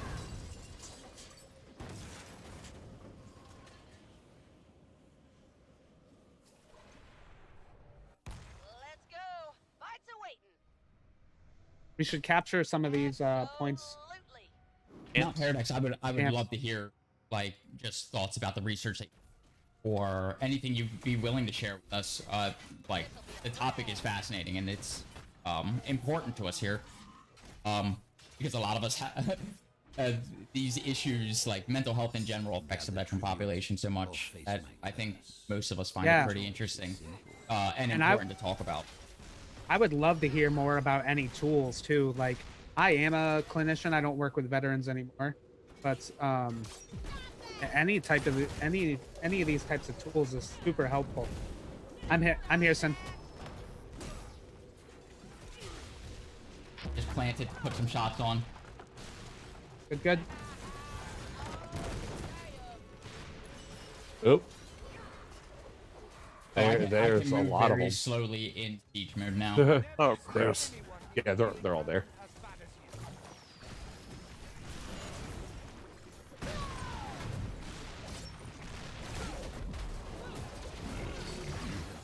I got smoked. Yeah, saw that. Run, Haas, run. Well, it was. I'm not doing nearly as much damage as I thought I was. Oh.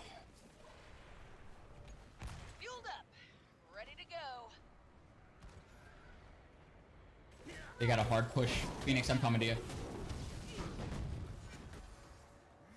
Fort lost. Your fort has been destroyed. Ah. Nope. Run.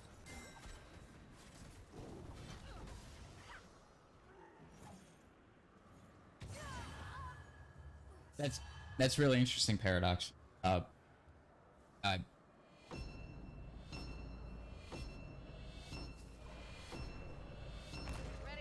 So, Stigma, just spitballing off the top of your head, do you think that had to do with like the perception of it in the family? Yep. And I really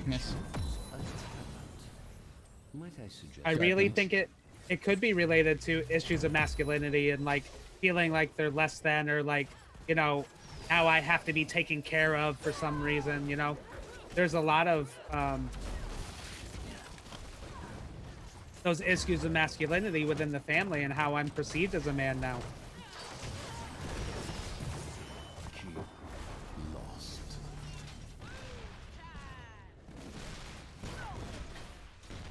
I also think, like I mentioned earlier, about how family can sometimes be the invalidating source, because, well, I know your life and it wasn't as bad as you say it is, and you know, you're making a lot of this up,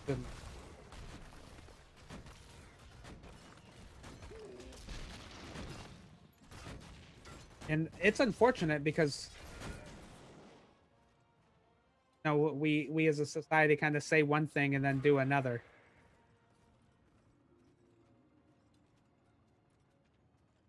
I really hope as the Zoomers come along and we start seeing more like acceptance and inclusion type behaviors, that we start seeing stigma rapidly decline.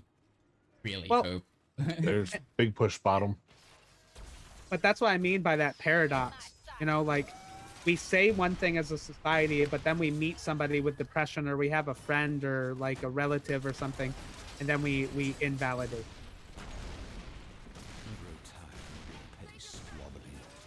So mental health all of a sudden becomes so much harder when it's someone we know.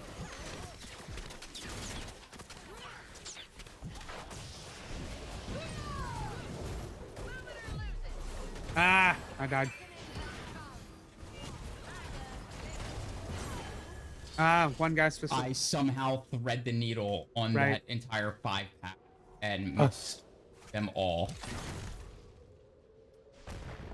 Yeah, and again, I think, not paradox, that might be even related to their personal concepts of what masculine family means. Mother crapper. I was taking a camp and they just came and joined me and took it from under us. Ah. You know, Phoenix, you brought up a couple times, like, in close proximity, family, friends being the ones that invalidate the PTSD experience, or the like someone coming forward and asking for help. I think part of that is, correct me if I'm wrong, but some of the ways that like PTSD expresses itself is in emotional and feeling ways that have a tendency to hurt the feelings of other people. You know, like if you hurt the feeling of your spouse, right? They are less likely to see like the reason that you hurt them was because of an invisible condition, than just you being mean in certain ways sometimes, right? And unless your counterpart, family member, the friend is a level of emotional intelligence and has the ability to communicate and effectively be mindful and work their way through their own emotional response, when you, the royal you, the PTSD veteran, like expresses a symptom, whether it's an angry outburst or something along those lines, if your counterpoint in that engagement isn't mindful, doesn't have the emotional intelligence or the ability to communicate properly, they're going to push back and see it as an attack against them directly, and not something that has to do with the invisible wound, you know? Right. Exactly. No, I think that, and then there's this added thing where we're all trying to dodge shame and guilt most of the time, right? Shame and guilt are part of a human experience, but we never want to admit that we're wrong, or that we did something, or that we hurt others, right? Or if we do, we try to justify it in some way. But like I was talking earlier about, like how some people don't even know that their own behaviors are related to their PTSD. So therefore they try to justify why they chose to do something in some way, right? Often I'll hear like clients say like, well, I was just trying to teach them a lesson. Like they need to understand like this is dangerous. And so they were mean to this person to try and teach them that something was dangerous. And so some people don't even realize that their own behavior is related to their own PTSD, and then don't have the ability to say, well, oh, yes, this was because it was a PTSD episode, and I'm sorry. Like, you know, being able to come back and say those things as well, because there's an admission of being wrong. And that vulnerability in and of itself is hard for people. So it's like twofold. It's both of these things kind of working against each other. You have a family member that doesn't understand that some of the behaviors are motivated or precipitated by a PTSD episode. And then you have the person experiencing the PTSD that doesn't want to admit that it's a PTSD episode because maybe they don't understand, or maybe they're just trying to dodge the shame and guilt of what. those two things kind of clashing. And Not Paradox mentions the guy that says, I don't want my kids to know wrong. So therefore he's probably not willing to admit that when he does something wrong or has an anger outburst, that it's related to his, because he doesn't want to let his family know that. I wonder how he's framing his anger outburst. I wonder how he's taking responsibility, if he is.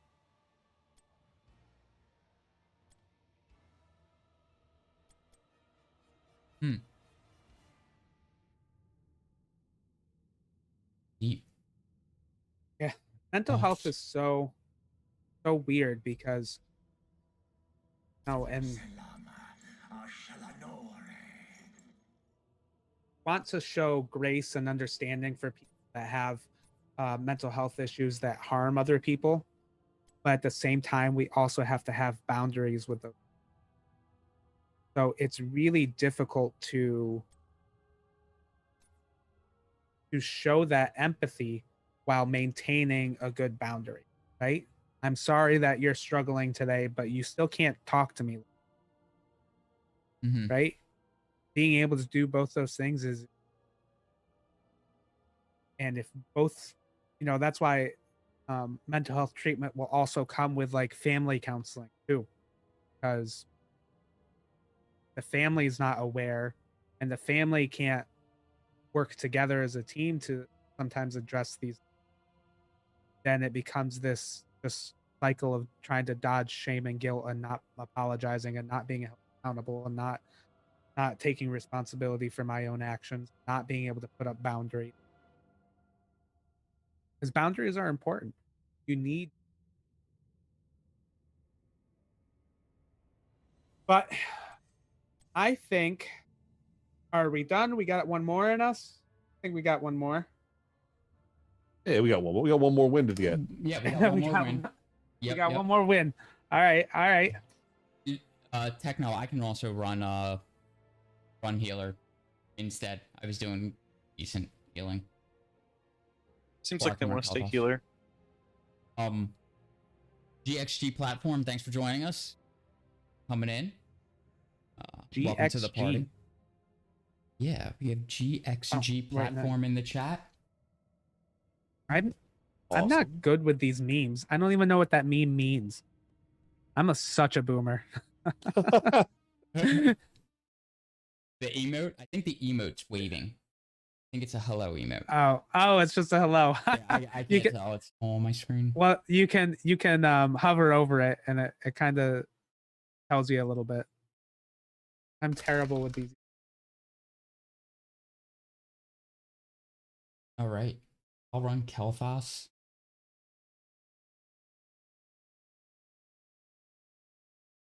Yeah, so if you liked our content today, please make sure you join the Discord and check us on stream again.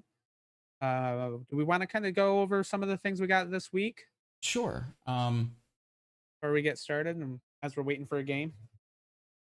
Should I? I'll just do final plug since we have a couple newcomers to this stream. Yeah. I'll do final plug real quick. This is the least favorite part of of doing streams because I feel like a jackass a lot of times. But this is your first time here. We are Gamers for Peace, an initiative of Veterans for Peace started by veterans and some allies that want to bring attention that are alarmed by the military's presence in gaming and hobby spaces, specifically recruiting underage kids as young as 12 and 13 in Twitch and in gaming spaces. We also talk about the larger issues veterans face and try to provide community for veterans that are veterans and allies that want to take on toxic gaming and affect some change in the world. We stream 4 days a week now. We just switched up our schedule. So Monday night, you are watching our Monday Mental Health Mondays, hosted by Phoenix and Hassan, who was with us earlier, who hopped off. Tuesdays, our Rocket League team is plays and generally talks about culture references and militarization and pop culture, playing Rocket League with Coach Little Pistons and others. And then Wednesdays we have D&D, alternating weeks with more games coming in the near future. And Thursdays is community night, community game night, and the Lemma Circle, which is our nuking people, dead. That's a dead sincerely. Thursdays being our community game night with the Lemma Circle, which is our open community discussion where we start talking about the shaping the future and actions and content and community of Gamers for Peace, along with community game night. The Lemma Circle is the 4th Thursday of every month, and the other 3 Thursdays are your community game nights where we play Jackbox, Goose Goose Duck, and a variety of games with our community members that aren't always in stream. Check us out in Discord, hit the link below. You can also follow. We appreciate follows. We do accept Bezos bucks with your Prime subs. And if you really want to support what we're doing here, you should become a member of Veterans for Peace, the larger mission that we discuss here. I'm done plugging. That was good. And I would argue the most important part, honestly. Like, I always forget to do it. Capture the shrines, inherit the Dragon Knight's power, and lay waste to this forsaken kingdom. Oh, I forget you gotta run. I got the top one. I got the top one. I say you gotta hit both in order to. Yep. Does anybody got bot? It's Flex bot. Heck no. And they have Abathur down there. Well, I'm on you. Oh, you're that little thing over me. Okay. Yeah. Abby's a parasite. Oh. Not a parasite anymore. Bad, I saw your icon down there.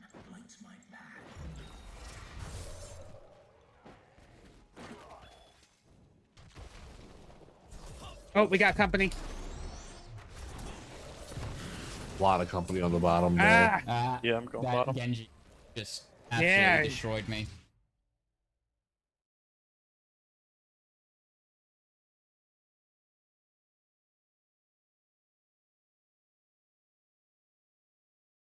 Shoot. I'm gonna lose top, guys. Okay, I'm gonna take bottom. I'm gonna try to take bottom. Oh no. No, I lost it. Just 3 bot.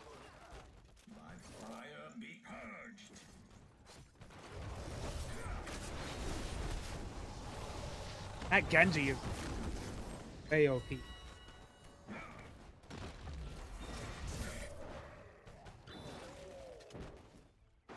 Genji OP, what? Never. No. Genji's never been in any game that he's ever been in. I'm headed mid. Oh, they found me.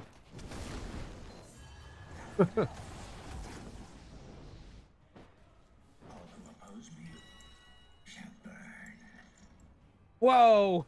Oh, we got a Dragon Knight in the center. Yeah, I forgot the Dragon Knight could do that. Rotating mid, I'm coming.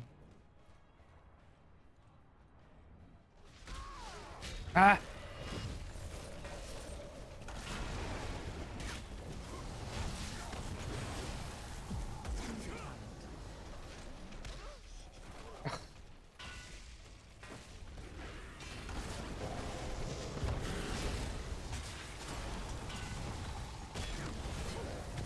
That beast is not my beloved.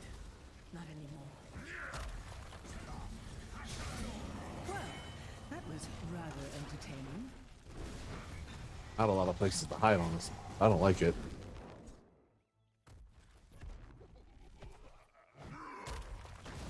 Got away. Ouch. Your fort has fallen.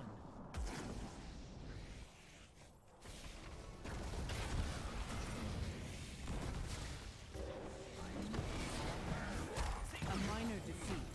Do not allow it to deter you. You've impressed me, hero. Welcome, Full Phoenix. Woo! I cannot believe I lived. That was impressive, Phoenix. Ah. Will not underestimate you. I'm on my way to you, Phoenix. I'm almost there. The stream's dropping again.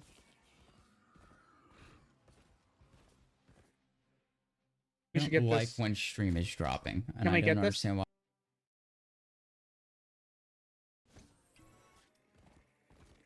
What do you want to get? What are we trying to get? Sorry, I was fixing stream. just thinking that camp. Power G. gathers within the shrines. Seize them and become the new Dragon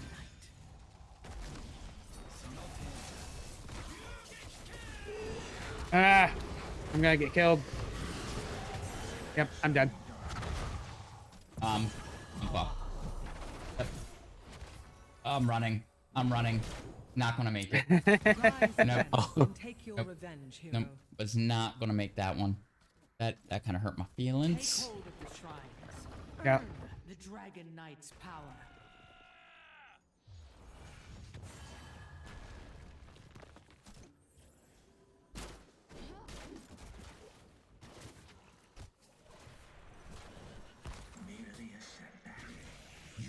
Your fort has been overrun.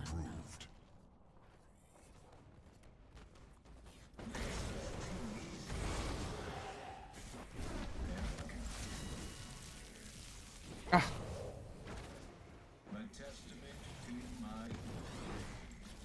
You think we could get mid? I got a Genji on me. I need a Genji off me.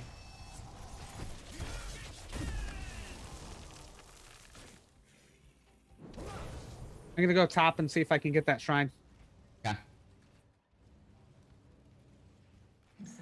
Heck no, with those big heels.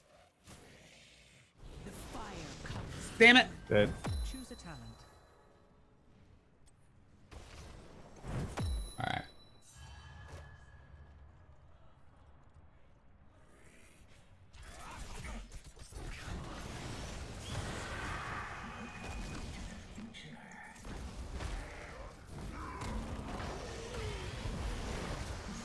Interesting they left the part out of Tychus' ult where it takes 5 minutes to get in the suit. That would have been a helpful part of the ability description. Okay, that's pretty bad. Uh. Fountain might heal you back.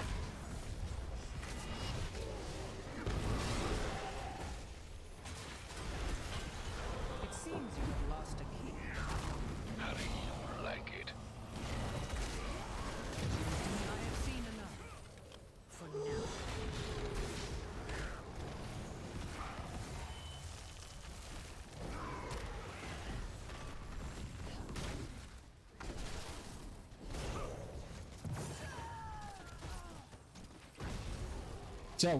So I just want to say that Your core is under attack. I'm new to Our HOTS. keep has been reduced. My MOBA experience is League. Very good there either, so don't expect me to ever perform amazingly well. Ah. All right, it's not about winning; it's about playing the game, right? Sure. The fight is not yet over.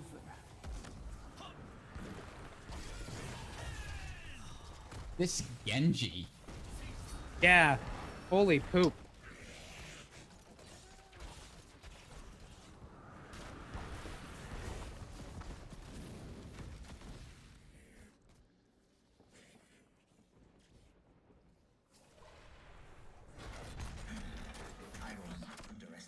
Wow. The enemy is attacking your core. Don't allow that to deter me. Sorry, my game Running. like talking crap. Running. Not running. Not running. There you go, Hoss. Bust out that big dude. Your core is under attack.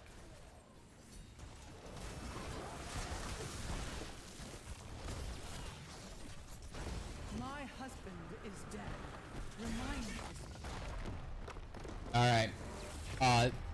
I'm gonna once again point to the fact that all these games are warm-ups, and to see the real team, the real Gamers for Peace, teamwork and wins, you have to come and join the Discord, get off stream, because that's where the real players are at, and and we're just talking heads that perform. That's right.